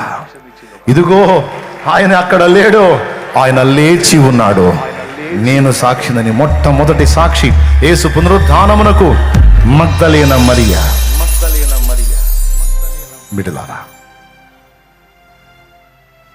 పునాది సత్యాలలో 7 సంగతులు అన్నాను. అందులో మొట్టమొదటిది యేసుక్రీస్తు అన్నాను. లేఖనములన్నీ ఆయన గురించి సాక్ష్యం ఇచ్చినవన్నాను. ఆయన మానవుడిగా భూమి మీదకి వచ్చాడు, కానీ ఇక్కడికి రాకముందు ఆయన దేవుడు. వచ్చి ప్రాణం పెట్టి తిరిగి లేచి వెళ్ళిన తర్వాత తండ్రి కుడిపార్శ్వమందు ఆయన దేవుడు. అయితే మనుష్య కుమారుడుగా ఉన్నాడు. అందుకే మనుషులందరి పక్షాన తండ్రికి విజ్ఞాపన చేస్తున్నాడు. మనుషులందరికీ న్యాయం తీర్చడానికి వస్తున్నాడు. ఆయన దేవుడిగా వచ్చి తీర్పు తీరిస్తే, మనిషిగా పుడితే నీకు అర్థమైద్దాయా మా బాధలో? పెద్ద దేవుడిగా ఇక్కడ కూర్చొని తీర్పులు తీర్చేస్తా ఉన్నావు, నీకేం తెలుసు మా గురించి అని డైలాగ్ మనం వేస్తాం. అంత సీన్ మనకు లేకుండా చేయడానికి ఆయన మనుషుడిగా భూమి మీదకి వచ్చి జీవించి సింహాసనం ఎక్కాడు. ఇప్పుడు ఇక భూమి మీద నువ్వు ఏ కథ చెప్పినా నాకు తెలుసు ఆపంటాడు. నువ్వు ఏ కథ చెప్పినా నాకు తెలుసు, నేను కూడా అట్లా మనిషిగానే వచ్చాను, మనిషి కుమారుడిని చెప్పు మ్యాటర్ అంటాడు. ఎంతమందికి అర్థమవుతుంది సోదరులారా? నువ్వు ఇంత మ్యాటర్ చెబితే ఎవరికి అర్థమైంది అంటారా? నిజంగా అర్థమైందా? దేవునికి మహిమ. మన పునాది ఎవరు? మొట్టమొదట యేసయ్య. యేసయ్య దేవుడా మానవుడా? సంపూర్ణ దేవుడు మరియు సంపూర్ణ మానవుడు.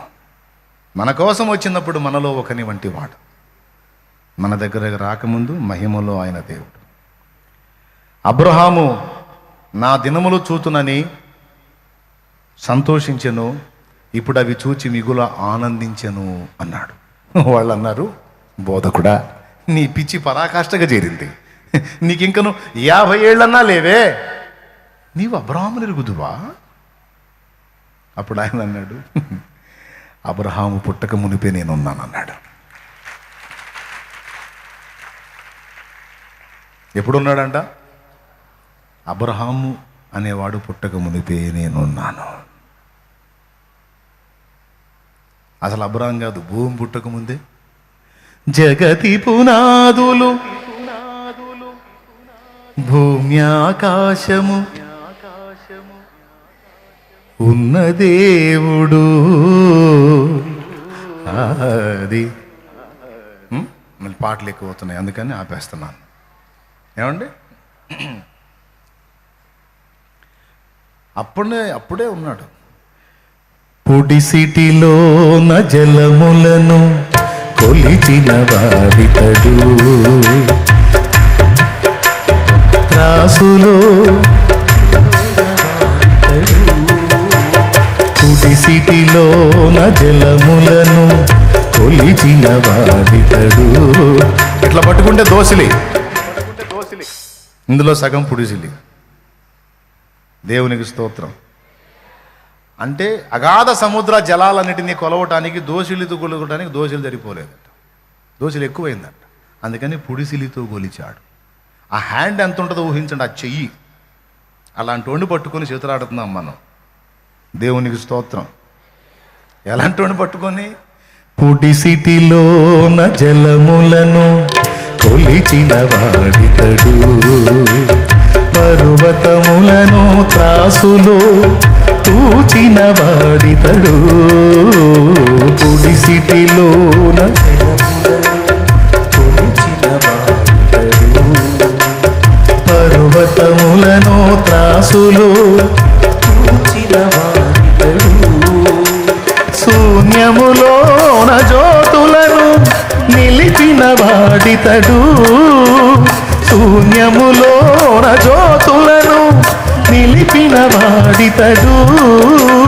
కొల పాత్రలోన భూమిని కొలిచి పోసిన వాడితడు, కొల పాత్రలోన భూమిని కొలిచి పోసిన వాడితడు.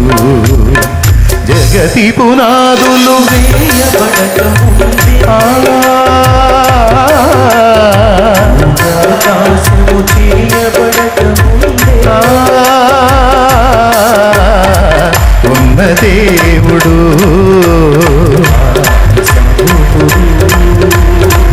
ఉన్న దేవుడు ఆది సంభూతుడు. జగతి పునాదులు వేయబడక ముందే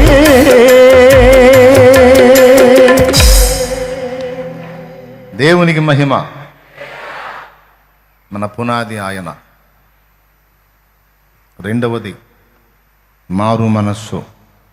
మూడవది ఏమండి? ఆయనను నమ్మినోడు మారు మనసు పొందాలి. రక్షింపలేని వాటిని విసర్జించి రక్షకుడైన యేసు వైపు తిరగాలి. చెడిపోయిన జీవితాన్ని విసర్జించి పరిశుద్ధ జీవితం వైపు మర్యాదగా మళ్ళాలి. ఏంగా చర్చికి వస్తాయి, చర్చికి వస్తాను మళ్ళీ ఎట్లా చేసే కథలు అట్లనే చేస్తా అంటే ఐసా నడవదు అట్లా ఎట్లా నడుస్తుంది? మారాలే, మంచిగా సరి చేసుకోవాలి, బతుకుని వదిలేయాలి తప్పుడు మార్గాలన్నీ.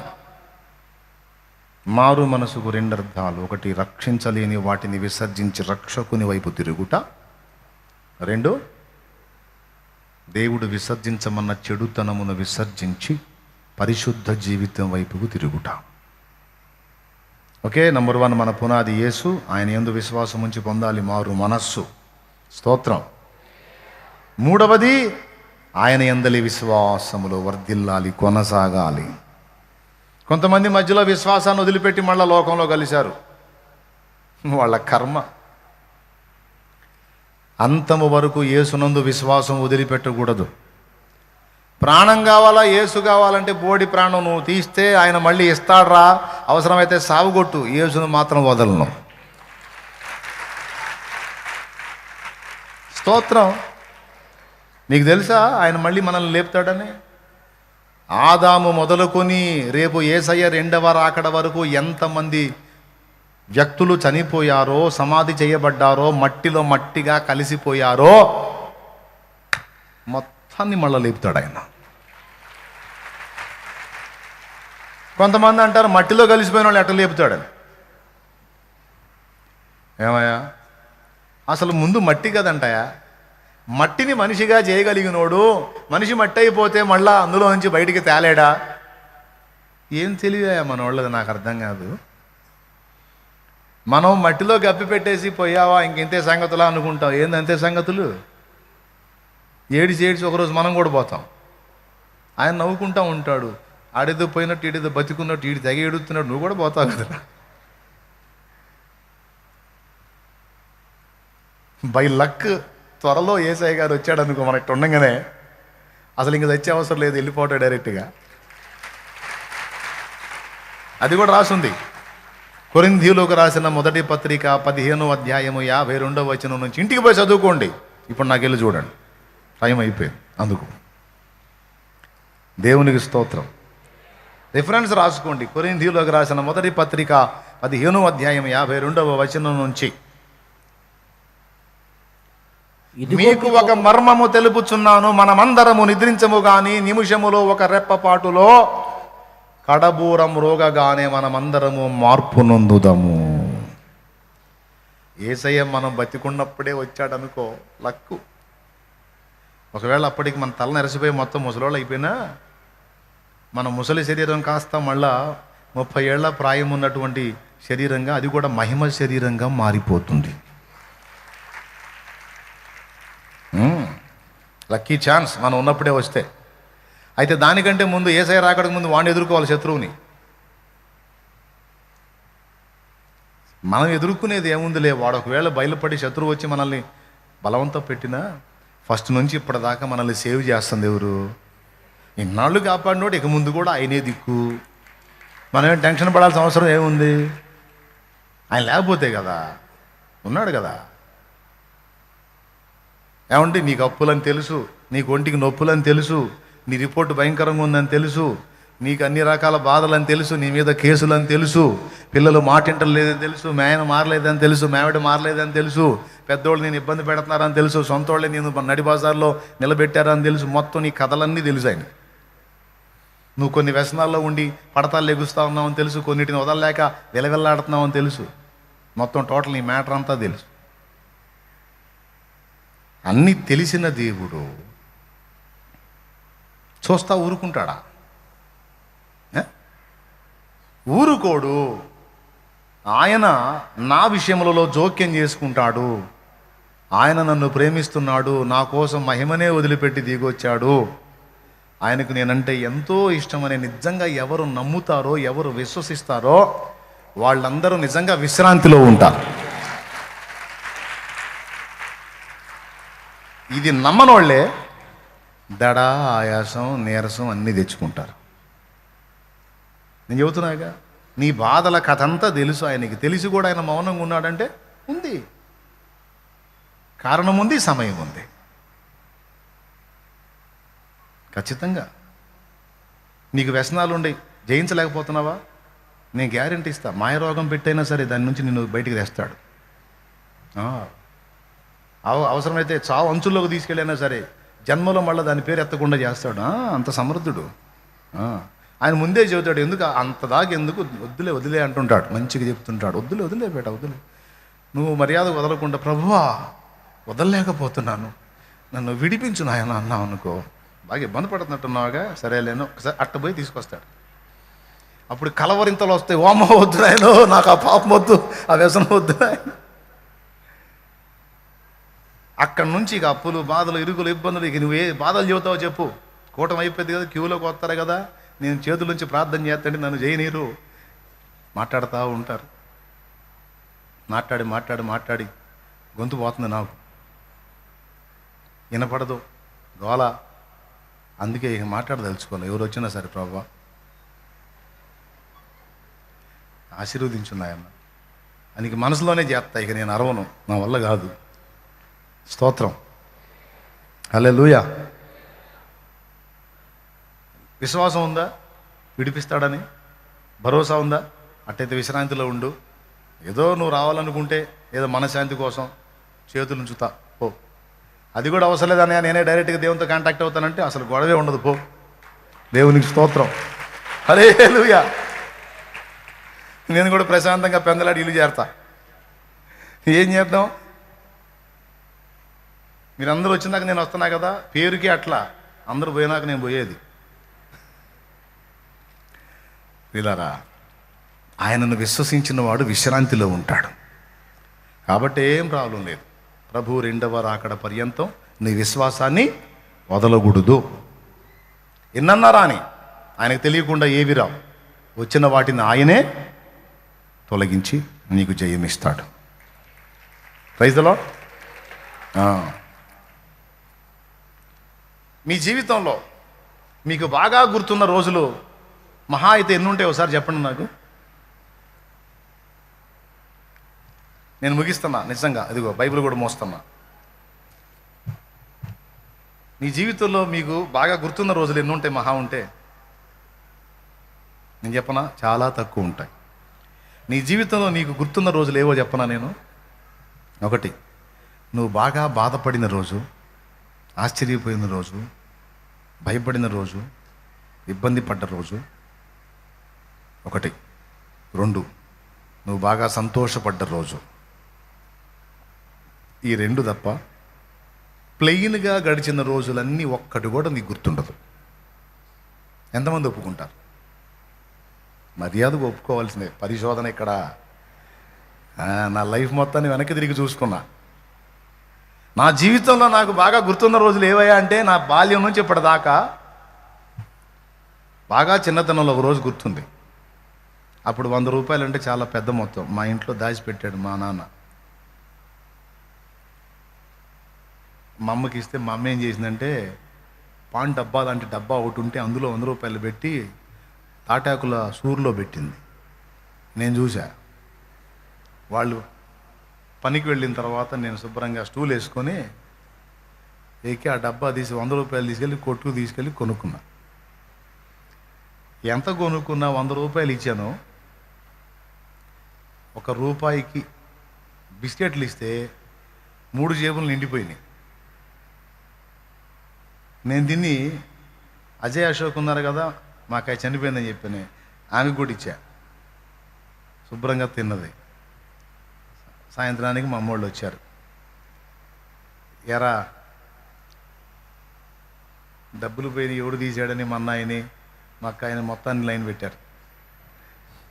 మా అక్కాయని బాధారు కూడా పాపం. ఈ సీన్ అంతా చూస్తున్నా, దొంగ మనం అని వాళ్ళకి తెలియదు. పాపం మా అక్కాయి బిస్కెట్లు తిన్నది కదా, వాళ్ళకి అర్థమైంది డబ్బులు ఎక్కడై అని కొట్టారు ఆమెని. కొడితే తన్నులు తిని ఆమె ఏం చేసిందంటే, నాకు తెలియదు, బిస్కెట్లు వీడే నాకు ఇచ్చాడని చెప్పింది. ఇక శుభ్రంగా మా అమ్మ దగ్గరికి వచ్చాయా దాయా యా దా అని ఎత్తుకుంది, చంకకి ఎత్తుకుంది. మా అమ్మ చంకను ఎత్తుకున్నది కూడా గుర్తుంది నాకు. 100 రూపాయలు యాడ్ పెట్టాయా, డబ్బులు యాడ్ పెట్టా అని. మా అమ్మ కొంచెం దీనంగా అడిగేసరికి ఫ్లాట్ అయిపోయా. అయ్యి ఫలానా కొట్లో ఇచ్చా అన్న. నేరుగా పోయారు. ఆయన చూసి ఇందాక తీసుకొచ్చాడు, మళ్ళీ వాడికి చిల్లరిస్తే ఎక్కడన్నా పడేస్తాడని నా దగ్గర పెట్టానని డబ్బులు ఇచ్చాడు. ఇంటికి తీసుకొచ్చి మా నాన్న కండం ఒకటి తీసుకొని టవలో ఈ చేతులు ఈ కాళ్ళు రెండు కలిపి ఒక కండంని కాళ్ళకి చేతులకి రెంటి కలిపి మధ్యలో అటు పట్టుకొని లేపాడు.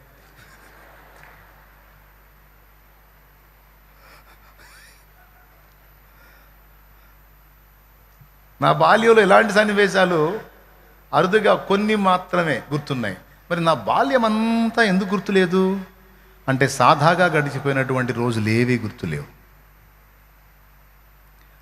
ఆ సమయంలో ఏడ్చుకుంటా ఉన్నాను. తీసుకెళ్ళి అది పట్టుకొని ఎండలో వేసాడు. ఎండాకాలం రోజులే ఎండలో వేసాడు. ఇంకోసారి చేస్తావా? పాపం పొరిగింటామే మహాతల్లి, దేవుడి దేవులు, ఆమె కూడా బాప్తిజం ఇచ్చాలే. తులసమ్మ అక్కాయ అని ఉంది. ఆమె వచ్చి పరిగెత్తుకుంటూ వచ్చి పిచ్చోడు పశువుడు అయితే వాడు ఏంది వాడిని అంత ఎండలో వేసావని ఆ కండ విప్పేసి నన్ను తీసుకొని ఆమె సంకన వేసుకొని పోయింది. ఎండాకాలం రోజులు ఎందుకన్నానంటే ఇంటికి తీసుకెళ్ళి మామిడికాయ పెట్టింది ఆమె, అది గుర్తుంది నాకు. ఇప్పుడు నేను ఇలాగ నా బాల్యం అంతా చెప్పగలనా? ఇప్పుడు నిన్ను అడుగుతున్నావు, నువ్వు చెప్పగలవా? ఏ చెబుతావు తెలుసా? నీకు చేదనిపించిన రోజులు చెబుతావు, లేదా మధురం అనిపించిన రోజులే చెప్తావు. ఒక్క మాట మిమ్మల్ని స్ట్రైట్గా అడుగుతున్నా, అసలు ఇలాంటి చేదైన మధురమైన రోజులు రెండూ లేకుండా లైఫ్ మొత్తం స్టార్టింగ్ నుంచి ముగింపు దాకా ప్లెయిన్గా గడిచిపోయింది అనుకో, అసలు నీ బతుకు ఒక అర్థం ఉంటుందా? అసలు అది బతుకేనా?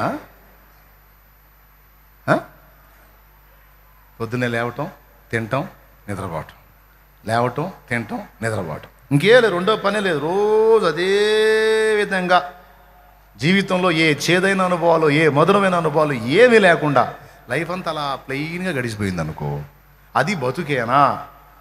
చివరికి చావు దగ్గరికి వచ్చేటప్పటికి గడిచిన జీవితంలో ఏం గుర్తుందంటే ఏం జరిగిందని గుర్తుంటానికి? సైకలాజికల్గా కొంచెం ఆలోచించండి ఆ మేధావిని.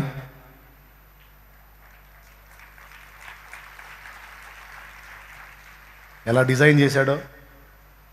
ఇప్పుడు చెప్పు, నాకే బాధలు వద్దు, నాకే కష్టాలు వద్దు, నాకే బాధ అని అడుగుతున్నా. ఏం వద్దంటే వద్దు అని ప్రార్థన చేస్తా. ఇక నీ బ్రతుకు ఎంత చేదరగా ఉంటుందో నీకు. అందుకే మన జీవితంలో కొన్ని మధురమైన అనుభవాలు రప్పిస్తాడు, కొన్ని చేదైన అనుభవాలు రప్పిస్తాడు, కొన్ని అవమానకరమైన అనుభవాలు రప్పిస్తాడు, కొన్ని ఘనతకు సంబంధించిన అనుభవాలు రప్పిస్తాడు, కొన్ని తృణీకారాలు, కొన్ని సన్మానాలు, కొన్ని తిరస్కారాలు, కొన్ని పురస్కారాలు, కొన్ని మాటల వలన నొప్పి. ఇవన్నీ మనకు అనుభవ పాఠాలు. రేపు మనం ఇతరులతో పంచుకోవాలన్నా, అక్కడికి పోయి దూతలతో మాట్లాడాలన్నా, పొద్దున్నే లేచాను, తిన్నాను, నిద్రపోయాను, లేచాను, తిన్నాను, నిద్రపోయాను అంటే దూత తింటాడా? ఆ తర్వాత ఏం జరిగింది అంటే, నేను గతంలో ఛానల్కి కథ చెప్పేట్టు ఉంటుంది అన్నమాట. ముస్లిం నవాబుకు ఒక ఆయనకి కోరిక కలిగింది. మంత్రిని పిలిచి, నాకు ఒక కథ చెప్పాలి, దానికి అంతం ఉండకూడదు, నా అంతటా నేనే ఆపు అన్నదాకా దాన్ని ఆపకూడదు, అలాంటి కథ చెప్పినోడికి 1,00,000 వరహాలు బహుమానం ఇస్తానట. ప్రతి కథకి ఒక ఆరంభం అంతం ఉంటుంది. కాబట్టి కొంతమంది వచ్చారు, ఒకవేళ చెప్పకపోతే వాడి కొరడా దెబ్బలు. అంటే 1,00,000 వరహాలు అంటే మామూలు సౌండా? కాబట్టి పాపం ఆశపడి కథ చెప్పడానికి వస్తున్నారు. వాడు చెప్పినవి కొద్ది రోజులు అయిపోతున్నాయి. ఒక ముసలోడు వచ్చాడు. ఒక ముసలోడు వచ్చి, నేను చెప్తాను, అంతము లేని కథ నేను చెప్తాను, మీరు నాకు అవకాశం ఇవ్వండి అంటే, చెప్పు, ఇప్పుడే మొదలు పెట్టమంటారా? ఇప్పుడే మొదలు పెట్టేసాయి. నా అంతటా నేను ఆపమన్న దాకా నువ్వు ఆపడానికి వీల్లేదు, కథ కంటిన్యూ అవ్వాల్సిందే. ఓకే, నేను చెప్తాను. షాహీన్ షా మై బోలేంగే, నేను చెప్తా, ఆప్ సునో అని మొదలుపెట్టి, గండకీ నది తీరాన ఇంతని చెప్పలేని అతిపెద్ద పరిమాణం కలిగిన ఒక పెద్ద మహావృక్షం ఉంది. దాని మీద ఇన్నని చెప్పలేని, ఇంతని లెక్కించలేని, లెక్కలేనని పక్షులు ఉన్నాయి. బోలో బోలో అని ఇంట్రెస్ట్గా వింటున్నాడు. ఒకరోజు పొద్దున్నే తెల్లవారింది. తెల్లవారుగానే ఒక పక్షి నిద్రలేచింది. తుర్రుమని ఎగిరిపోయిందన్న. ఫిర్ అన్నాడంట. మళ్ళీ ఏం జరిగిందని. ఫిర్ బోలేతో ఔరే పక్షి లేచింది, ఇంకొక పక్షి లేచింది, తుర్రుమని పోయింది. ఫిర్ తుర్రుమని పోయింది, ఫిర్ తుర్రుమని పోయింది. క్యా తుర్రు రే? ఎన్ని పోతాయిరా అన్నాడు. నేను ముందే చెప్పాగా సార్, లెక్కలేనన్ని పక్షులు అన్నా. అది మామూలుడు కాదు, 1,00,000 వరహాలు ఇవ్వండి కాపురా బాబు నీ కథ అన్నాడు. ఇక నీకు ఈ చేదు తీపి అనుభవాలు ఏమి లేకపోతే రేపు మనుషులకైనా దూతలకైనా దూతాడు పిర్ అంటాడు. తుర్రు అని పొద్దునే లేచాను, తెల్లారింది, తిన్నాను, నిద్రపోయాను. అట్లా జరిగి ఒక రోజుకు సచ్చాను, ఇక్కడికి వచ్చాను అంట. ఇప్పుడు చెప్పండి, జీవితం అంటే అదేనా? మూడు బారిన జీవితాలను చిగురింపు చేయాలంటే ముందు మూడు బారాలుగా. ఇప్పుడు వాడు మూడు బారిన జీవితాలను చిగురింపజేయగలవు నీవు, మారానుభవం. మధురమైన అనుభవాలు నీకు జీవితంలో రావాలంటే ముందు మారా అనుభవం ఉండాలిగా. మారా అంటే చేదు. జీవితంలో చేదు అనే దాని అనుభవం రుచి చూస్తే కానీ మధురం యొక్క విలువ తెలియదు సోదరా. అరే నా జీవితంలో ఏ బాధలు ఉండొద్దు అంటే ఎట్లా కుదురుతుందా? ఉండాలి, అన్ని రకాల పరిస్థితులు ఎదుర్కోవాలి. ఓకేనా? ఇప్పుడు దాదాపు గంటకు పైన కూర్చోబెట్టాను. ఇప్పుడు నేను అందరం పైకి లేచి నిలబడదామంటే ఎంత హాయిగా ఉంటుంది. అదే ముందే నిలబడు, కాళ్ళు లాగి కూర్చుంటావు. ఇప్పుడు నేను కాసేపట్లో ఆమెనన్నాను అనుకో, ఎంత రిలీఫ్ ఉంటుంది. ఇంత కష్టపడి ఇప్పుడు ఇంటికి వెళ్ళి బిర్యానీ ప్లేట్లో పెట్టుకొని ఇక మొదలు పెడితే ఎట్లుంటుంది?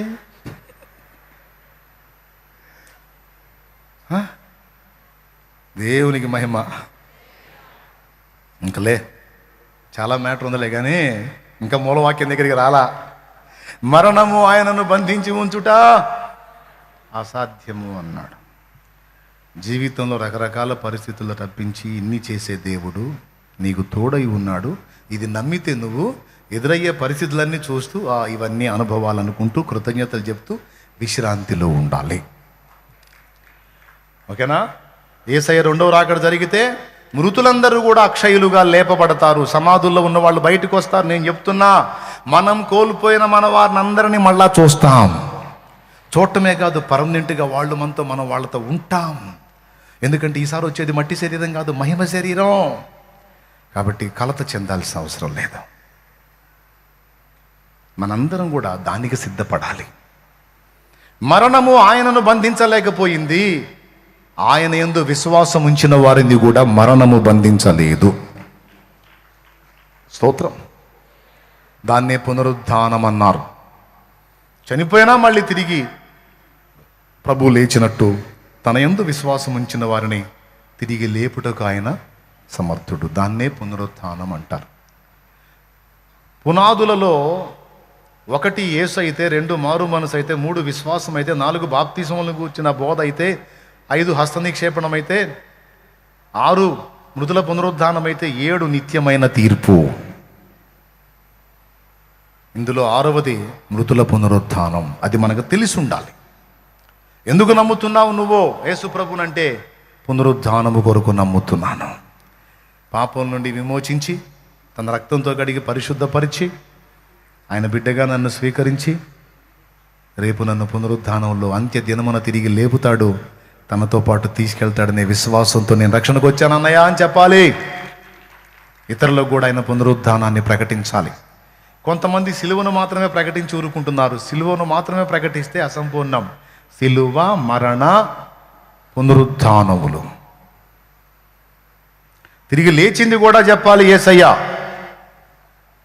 మరణము ఆయనను బంధించి ఉంచుట అసాధ్యము, ఆయన యందు విశ్వాసం ఉంచిన వాడిని కూడా మరణము బంధించి ఉంచుట అసాధ్యము. మీలో రక్షణ పొందిన వాళ్ళు ఎంతమంది ఉన్నారో చేతులు ఎత్తండి. రక్షణ పొందిన వాళ్ళు అందరూ చేతులు ఎత్తి కదిలించండి. చేతులు ఎట్లా కదిలించండి. రైట్. ఎంతమంది అయితే ఇక్కడ రక్షణ పొందారో వీరందరూ కూడా ఒకవేళ యేసయ్య రాకడ త్వరలో జరిగితే ఇలాగే ఎత్తబడతారు. నేను దించమన్నానా?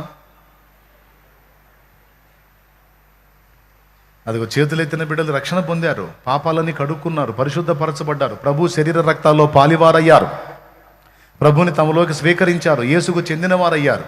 ఇప్పుడు ఎలాగైతే అలా చేతులు ఉంచారో, లేపి ఉంచారో, అలాగూ రాకడలో వాళ్ళు అలాగే ఎత్తబడతారు.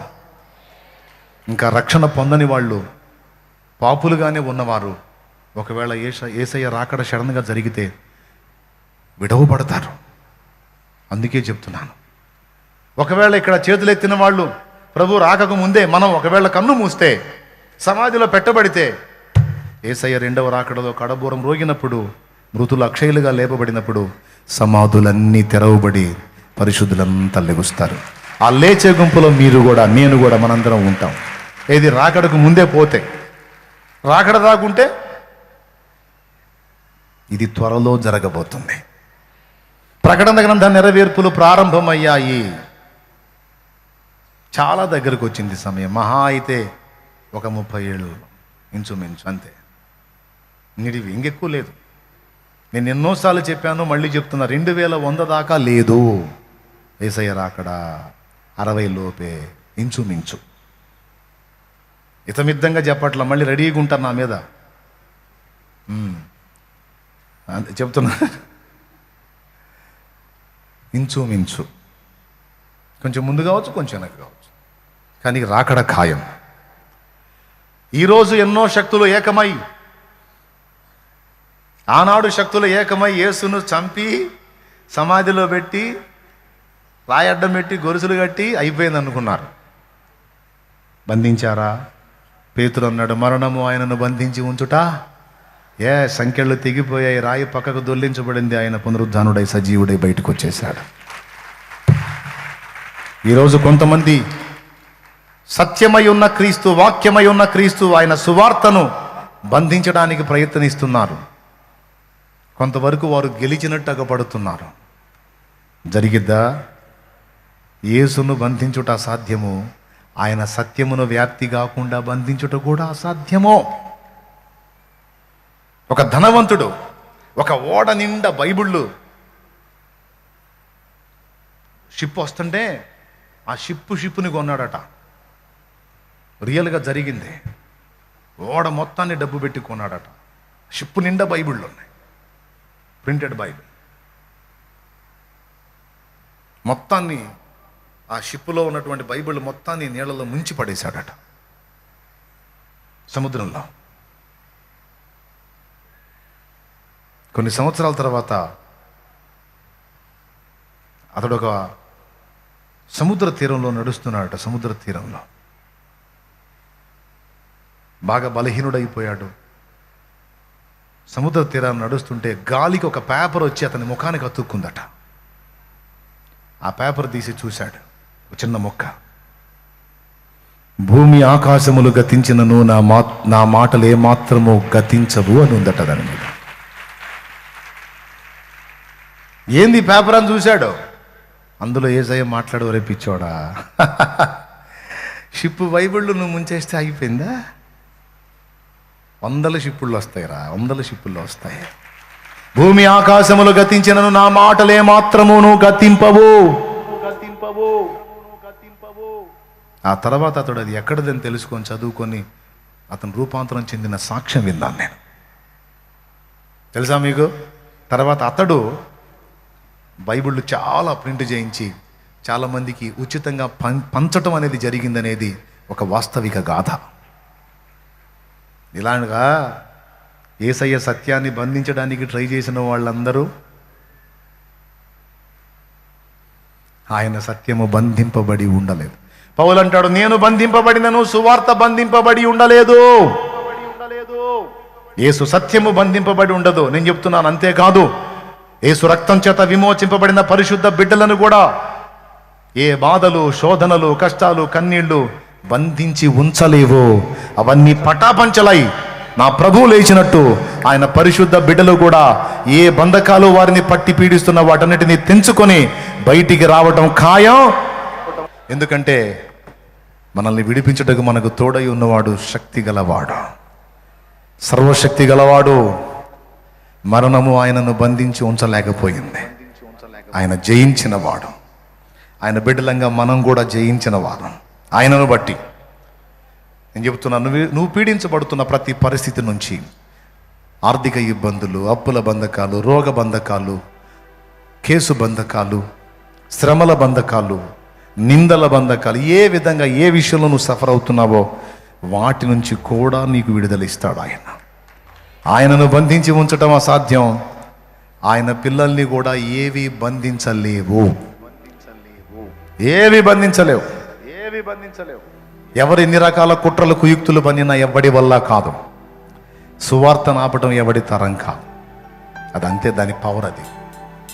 దేవునికి మహిమ. వీధిలో ఆపేస్తే